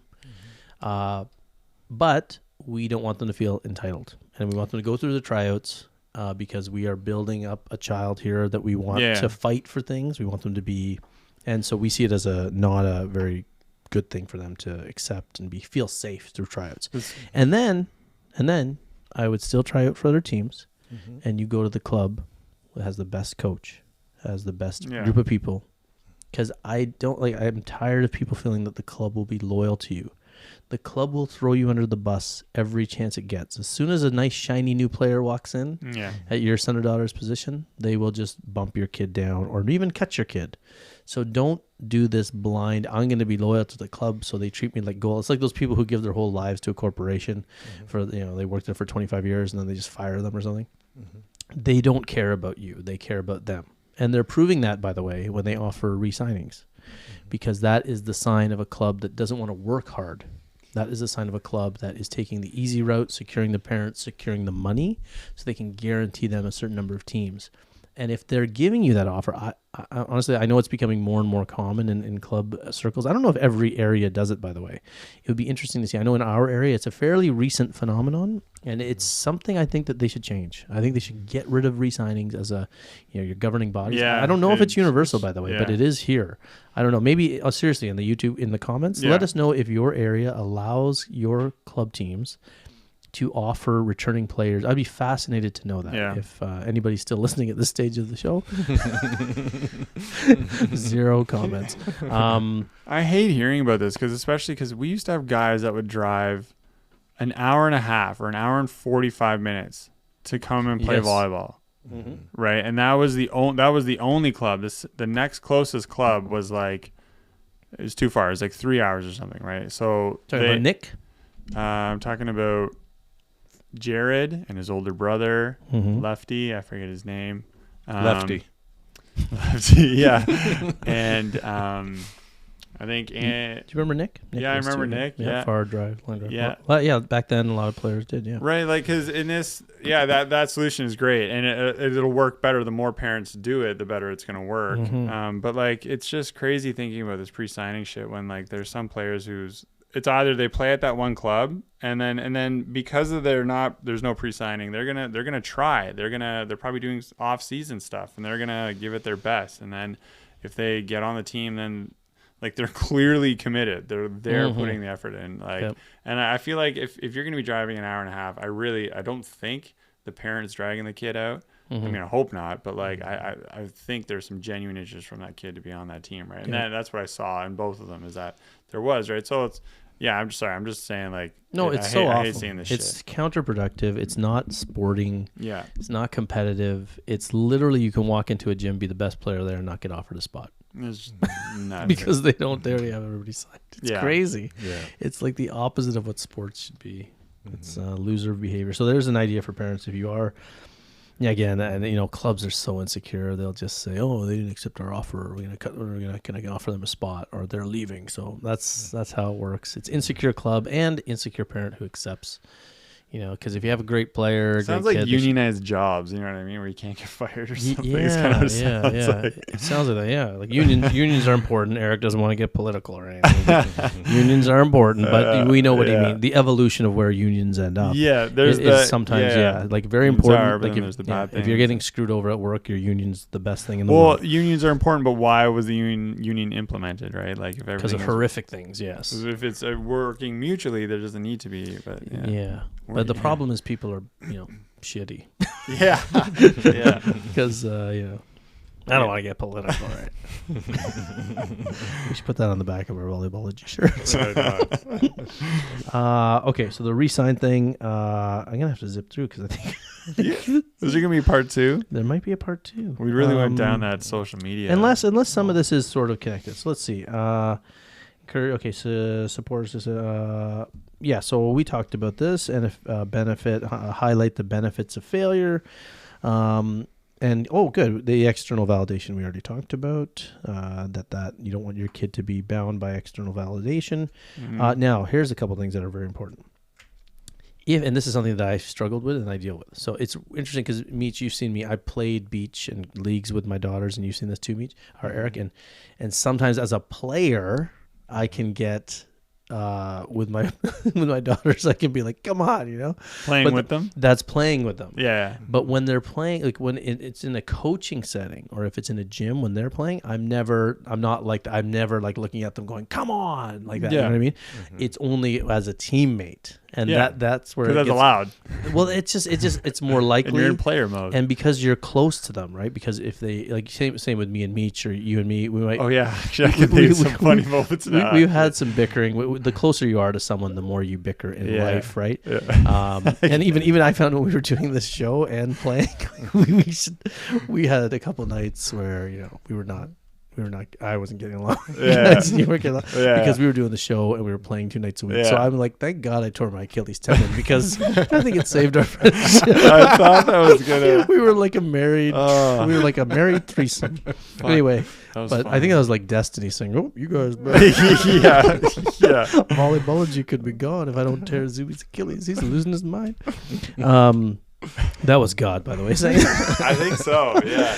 I don't want to get political. But so with my daughters, that would happen on the court where I'm like, why didn't you put that ball away, or why aren't you swinging, and then but as a parent, I don't do that. So when it comes to, and I still do this with them, I just had a discussion with my younger daughter a couple nights ago, because if you're a knowledgeable parent, you need to ask your kid, do you want feedback from me?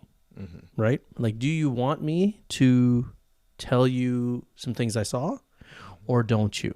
Because sometimes they don't want to hear that, right? Sometimes some players don't like to be told what they messed up on. Mm-hmm. So I noticed that, like, do you want honesty or do you want positivity? Because I can be positive with you, but again, this is connected to the goals of your child. So my younger daughter really wants to go somewhere, really wants to play, especially beach, but indoor too. Like, she wants to be playing post-secondary, highest level she can.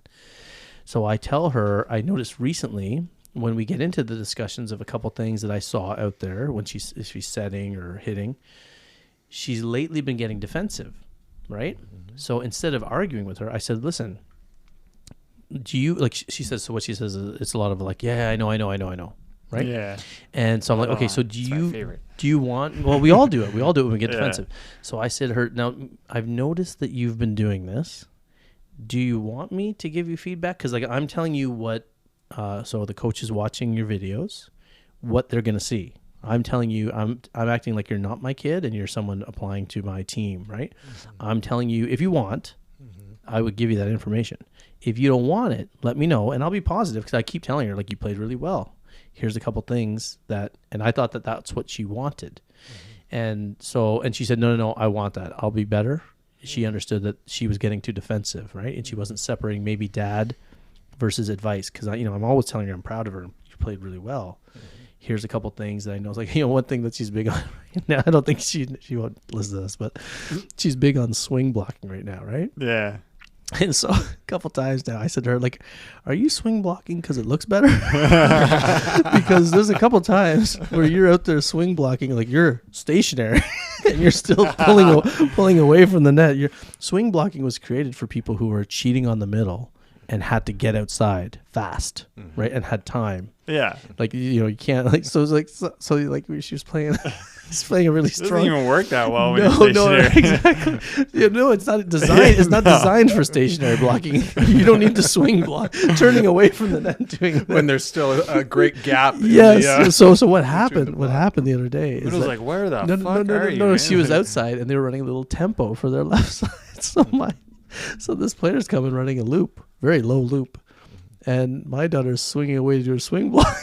She's like barely off the ground and thump right over top of her. I'm like, why? You got to look at the player and jump her. So that was and then that's where she was like, no, okay, I need to hear this stuff. And then we were laughing about the video because she was busy pulling away to do her little swing block. And then the spike happened. The spike happened before she even got off the ground. I was like, that's not the idea. So, but we can laugh about it because we had the discussion and because I asked her. So if you're a knowledgeable parent, just make sure that it's not assumed that your kid wants to hear that, and it'll change over time. Like a couple of years ago, she was all over it. Yeah, Dad, tell me everything. I want to hear it all. I want just tell me everything that I'm doing. I want to go somewhere. And then as she got older, where she's having success on the court, and sometimes she's the best player on the court on her team, and then so she might not want that because her ego is getting there. Well, I was just saying, like as you get better, she doesn't want it, or does it become harder to take criticism? Exactly, yeah, because she's getting confident and wants to prove that she doesn't need me anymore. So that's where I say, don't forget, I made you. You were nothing without me. I literally made you from sex. So I'll put you back. That makes sense. That sounds weird. No, but keep in mind, it's also a matter of the timing of when you do it. Yes. So if you're aiming to do what? To tell the player. To ask that question. Eric's still in reproductive mode. Oh, sorry. Yes. I heard it's about timing. Yeah. It's a good time to do it. Eric, stop it. Sorry. Grow up, Eric. So they say. I don't have kids. You can really tell that Eric's young when this stuff happens. You can't have a mature conversation. Go ahead, Meach. I want to reflect on that. Zuby's still wearing sunglasses if you're not watching this. Hey, that's called Hollywood, man. I can't help it. Give the people what they want. These brights are light. These lights are bright. Edit. Anyway. What was I going to say? I don't know. Timing about when you criticize or not criticize, but when you give advice. Oh, yes, or when you ask of that advice. So expect answers like, if you're trying to do it within the timeout, and you're running across a court from the stands, saying, "Do you want advice right now?" When everybody's watching. And no. What I do is I keep giant chart paper and I write it on giant words at the back of the bleachers, and I scream. Yeah, I scream. No, you're right. No, but I thought you were going to say the timing issue is like sometimes it's a car ride home too soon, right? But it's weird because it's not too early to ask if they want the advice. Yes. Then. But there's a passive aggressive way where they're like talking about how well they played, and you're like, do you want me to go on about the good things, or do you want me to say what I noticed? And they're like, well, right now I'm kind of hoping because then I'll just be positive with you, and you played a great game. Let me know when you're ready for the truth. That's not good either. Don't be condescending. Right. So yes, time it carefully in terms of when you ask if they want their advice. Yes, okay. Yeah. And watching sometimes, like my older daughter didn't even like watching video because she got too defensive if things came up or she saw mistakes, and I said, okay, but that's not a good quality. Like you need to understand that it's very important to see. That means that you're overvaluing what these mistakes. Yeah. Like if you can't handle watching a mistake on a beach volleyball court and just even recognizing it, then that shows that you're overvaluing this. Right? These are useful mistakes, and if we're talking about them, if your teammate, like in this case, her teammate was her sister, and and I'm there and she's there and she's not comfortable watching it, we're like, okay, but just remember, in life, you want to be able to admit mistakes and well, is there a timing element? If you just push them away, though, then you'll never learn. And it could be several days later. It was just in that case, that case, it's to me, it's not even about volleyball. It's like now my kid is not willing to reflect, like you were saying, Meach, right? Like this means like I'm going to deny that it happened and not learn from it. That's what was bugging me about this. And I used to tell her, okay, this isn't about volleyball, right? This is about you not reflecting and learning, because that's something that she does. Remember how we always say how you do anything is how you do everything? Yeah. So I was concerned because that's what she does in a lot of aspects of her life. She doesn't learn the lesson. So I needed to tell her, this isn't about volleyball right now. This is about reflecting. This is symbolic. This is a metaphor. Volleyball is life. Yeah. That's what we always say. Like you kept seeing that thing that she was avoiding, but that maybe there is an element of timing to that it's just she's just not ready to overcome that hurdle or something, like, or do it at that moment. Yeah, like. But if it's in life though, like this is where parents, No, exactly. That's what I mean. You want them to confront it, right? And like why they're, to us saying it now, like why later, why not? Like what's the difference between later and now? But I don't know. You can get all metaphysical and be like, no, I know what you're saying too in life. Like, we talked about this earlier too, right? Like they have to come to it on their own, and that's what I always remind myself. Yeah, like the concept of people's karma. They have. And here's the other mistake that parents make. Actually, this isn't in my list, but this is vital, and I always say this about volleyball parents. I forgot. You actually remind me. Thanks. That we often, as parents, hold our kids to where we are now, right? Intellectually, of course. And so I always because I always do tell my kids when I was your age, I did the exact same thing. Yeah. And they're like, and I'm like, you know what? And that's something else that I constantly remind myself that it's okay to let them mess up, because I learned it, but I learned it when it was right. And you can't apply your intellectual maturity to that. That's why parents can't watch their kids make mistakes too, because like it's so easy. Why are they hesitating? Well, because they're 11. Yes. You're 50. You know what I mean? Like, so that's a really common mistake I see that play, and this is also why some super high level players who are naturals, quote unquote, in any sport can't coach, because they are applying their reality, which is all we have, to someone else. So that is a good point, that even in the case of my daughter, I do often, and we laugh about it now, because in some weird way the reason why we butt heads is because we're very similar. Yeah.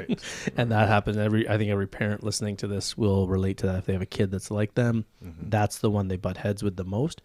Of course, we love each other, super close, because we've recognized this, and when we laugh whenever something happens, because we're like, oh, that's where I got it from. And you're like, oh yeah, shit.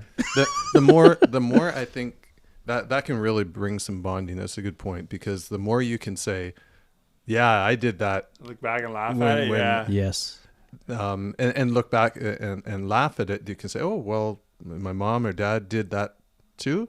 Well, that makes me feel better about myself, because, that's the reflection that they as a parent are doing. So maybe I could do that too. And they got through it, right? Yeah.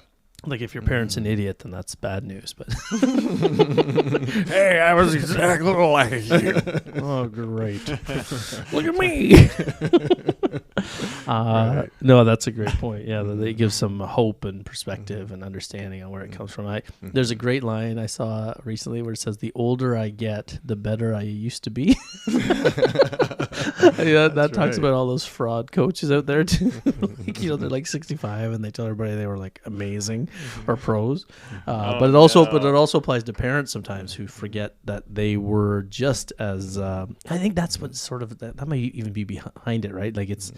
You don't want them to make the same mistakes. And you see like those qualities, like this is I see this a lot with parents, and I think parent does, is the qualities when they see those qualities that they really secretly loathe in themselves, that's exactly in their child, they're like stomping that out, because like it's almost like they're stopping themselves from doing the same stupid stuff. So but in fairness, like reinforcing it. In fairness though, like that is a quality that I think when I was young, I was very much into watching footage and seeing mistakes, and I was lucky enough to, I think, see value in mistakes at a young age. Well, you're more like your one daughter. Yeah, right? It seems like it. But I think that, so what it is, I think both kids, the good qualities they have are from me, and the bad qualities are from my wife. I think I narrowed it down. Whoa. Pretty much across the board. So. Wow. And she would agree. Luckily, she would agree if she were here. What's that? Yes, she agrees. I think we both understand that. I think it's pretty clear to the listener. And by listener, I mean this. No, I forgot. Hey, we have more. That's the pressure, guys. We have listeners. We're number one. Did we mention that we're Apparently. number one volleyball podcast in the United States of America? Picture And didn't happen. next whirlwind. Whirlwind. Okay, let's zip through this. See if we can get through this. So non-knowledge. Oh, so for the knowledgeable parent, we talked about asking how much you want in terms of feedback. Do you want it now? When do you need it? If you don't want it, that's great. I'll be positive. I'll lie to you. Just kidding. Non-knowledgeable parent. Now, non-knowledgeable parents, sometimes I hear them talking about technical stuff. If you didn't play volleyball at any sort of club or rep level or a competitive level, don't talk to your kids about X's and O's of volleyball. Or any, if you didn't play like any sport or like, like that's a good point. Ready position basics are kind of fundamental across sports. So I'm coming to that. Okay. Don't steal my fire. Sorry. You're tender. My tender. My tandoori chicken. That's brown, so I can say that. I'm brown. Anyway, the radio listeners are like, oh, I didn't know he was brown. He sounds so white. So if you're non-knowledgeable, you can discuss things like fun and effort or those controllable things. Like, this gets into if you played other sports, you can discuss mindset, right? If you played other sports. But if you didn't play volleyball, don't discuss X's and O's. I think that's a fair thing to do. Yeah. You can encourage your kid to look stuff up or watch YouTube videos. Again, this is another one of my points. Watching professional players do games and noting things is super helpful if your kid is into it that much. Again, it has to be them that's interested, but bringing that up to them is a good idea. Don't watch YouTube videos from experts. There's too much garbage. There's very few really good people online, but there's a lot of people making huge careers off of giving crappy advice, and I've seen people praise them online. I still see people praise different YouTube videos, and as someone who knows volleyball, and when you watch people say, oh, this video and this guy or this girl is great, and you're like, no, they're not. They're just it's got a huge following online. So watching pro game footage is the best thing you could do with your kid. Players themselves. Players themselves. Like in terms of... Like, so let's say, even players that you as a player want to be like. Right. Because that's technically... where it's at. Watching their position, like you mean in game footage? Yes. And watching the same position that you are, 100%. Yeah. 100%. That's how we did it. Like that's how. We watched our favorite players online, like games, YouTube videos, and that was our classroom. Yeah. So like Meach used to record beach volleyball, because when we were kids there was no internet, kids. I know that's hard to believe, but and indoor volleyball wasn't even on TV a lot. Like, no, it wasn't. It was like the Olympics. So we would record. But Meach would record. The AVP was so Meach recorded the Olympics though, and we used to watch those. That would be great. It's just hard to find those matches in full, even the beach stuff. But so that's watching it was our lesson. We were lucky enough to they had some commentators who were great players, and they were commenting talking about those lessons. You couldn't even see the volleyball on those back on that quality. You could see the pass and the set, but you couldn't see the spike or the serve. It's like, oh. Yeah, I know. Where'd it go? It's like, because they hit it fast and it was great. Yeah. But kids today have these benefits. So, like parents, if you can get your kids to watch game footage, new or old, and like Meach said, the position player, that's super beneficial. And non-knowledgeable parents, just be really careful, because I hear them yelling out advice sometimes, and it's the wrong advice. And I hear them also talking about it with their son or daughter, and their son or daughter is getting livid. Like it kind of undermines your, stick with what you know kind of stuff, right? Yeah, and all this good bonding and trust and open dialogue, you're just kind of shitting on it. If that's the resistance you're getting back. Well, just imagine anybody giving you advice on something that you've done more than them, right? I think we've all been in that situation where somebody's giving us advice, and they haven't done it as much as we have. That doesn't, So think about what you do for a living, or what you're an expert in parent. If you do something well in your world, whether you work outside or work at home or in the house, or somebody gives you advice on something that you're knowledgeable in or a little bit more than they are, you feel like telling them to shut up. And I think you're sort of setting that weird area up for your kid where they're not feeling, they're losing trust in you a bit when that happens, because that means like they wonder about how many other things you're lying to them. Yeah, totally. It undermines you as a parent, I think. So talk about effort, talk about skill, talk about effort, talk about away from the court, attitude, personality, how to treat people, right? Those are very important things that you can pass on. And ask your kid, like, the stereotype is, when your kid gets in the car after a game and something, just if you can ask them, did you have a good time? Was it fun today? Or I could tell you weren't having a good time. And do you want to talk about it? No. Well, we can talk about it when you're ready. And that stuff goes a long way, I think, more than just like, oh, your coach was doing this, and I saw that you didn't do this, and your sets were too low. And if you can't do it, don't talk about it. I really think that's important. I also think it's funny when sportscasters do that. When sportscasters start talking, like guys or girls who work on the sports highlights, and they start criticizing an athlete. I'm like, what? Who are you? Like, could you imagine athletes watching that? That's why they don't watch it. You hear about what a crappy, Russ, the broadcaster, thinks I'm a crappy goalie. What? Have you ever had a puck slapped at your face or a ball kicked at your head? Well, no, I haven't. But you played miserably tonight. What are you going to do next week? Do you think it was because you went out too late last night? Why don't you shut up, Russ? That's how your kid feels, maybe. I don't think there's anything to say there, right? This is pretty long. Maybe we talked about them. Should I zip through and just see? I'll mumble to myself. Okay, find out.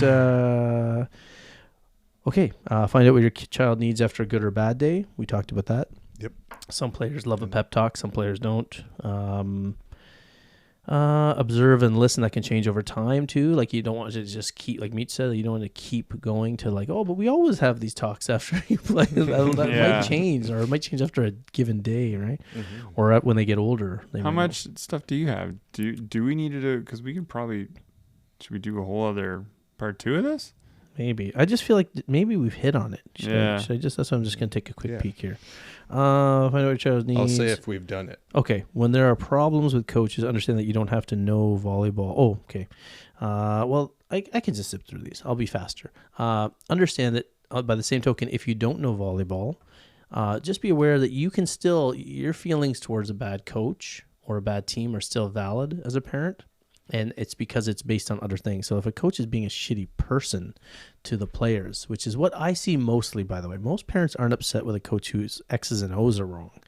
They're always upset when a coach is being unfairly treating people. And so don't let the parent may not know the technical stuff anyway. Yeah, so. and then when they go to raise that issue, the coach says, "Oh, you've never played, and what do you know about volleyball?" Well, this isn't about volleyball. These are parents. This is sort of a reminder for parents to maybe have some confidence in that regard. That if your spidey senses are tingling here, you don't need. But I hear a lot of mothers and fathers say, "Well, I'm not a volleyball person," so I'm like, no, but wait a minute. If you are not happy with the treatment.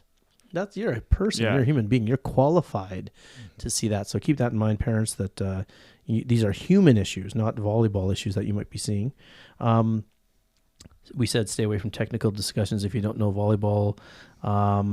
This is when you are confronting a coach, or if you are as a parent, let's suppose your child is young and you feel like you need to advocate for them. If you aren't a volleyball player, again, focus on other things that you're saying, and maybe you have to be careful about addressing it. But if you are someone who knows volleyball, you should also stick to the why. So just say, I'm curious. So why are you? Why are you? I just want to hear your perspective, not in a confrontational way, but ask the coach, why are you doing that system? Just like curiosity. I'm wanting to learn.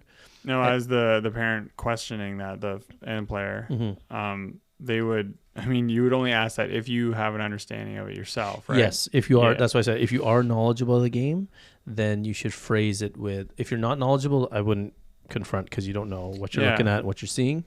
But if you are knowledgeable and you're seeing something a little bit crazy or wacky, not like I'm not talking like a different philosophy. Like if they want to play 6 up or 6 back, and you don't agree. Yeah, but So I think the big question is like, so let's suppose you're seeing something irrational, like.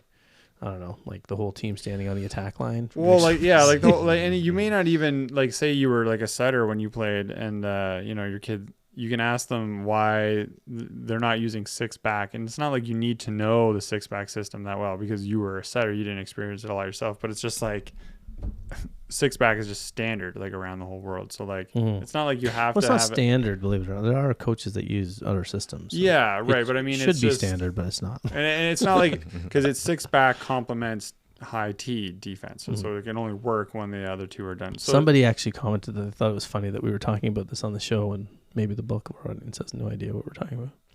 Oh, last time when we were talking about?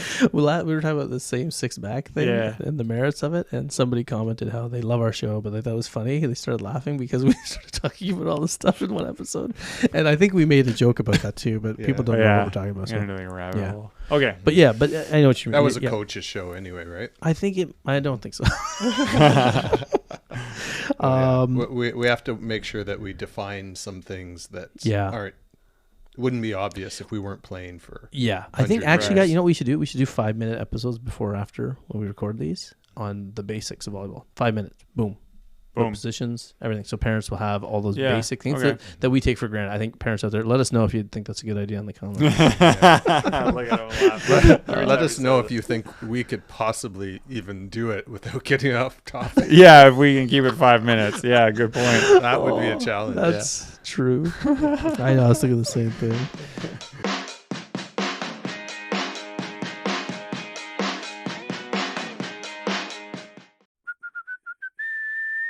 What's the big idea?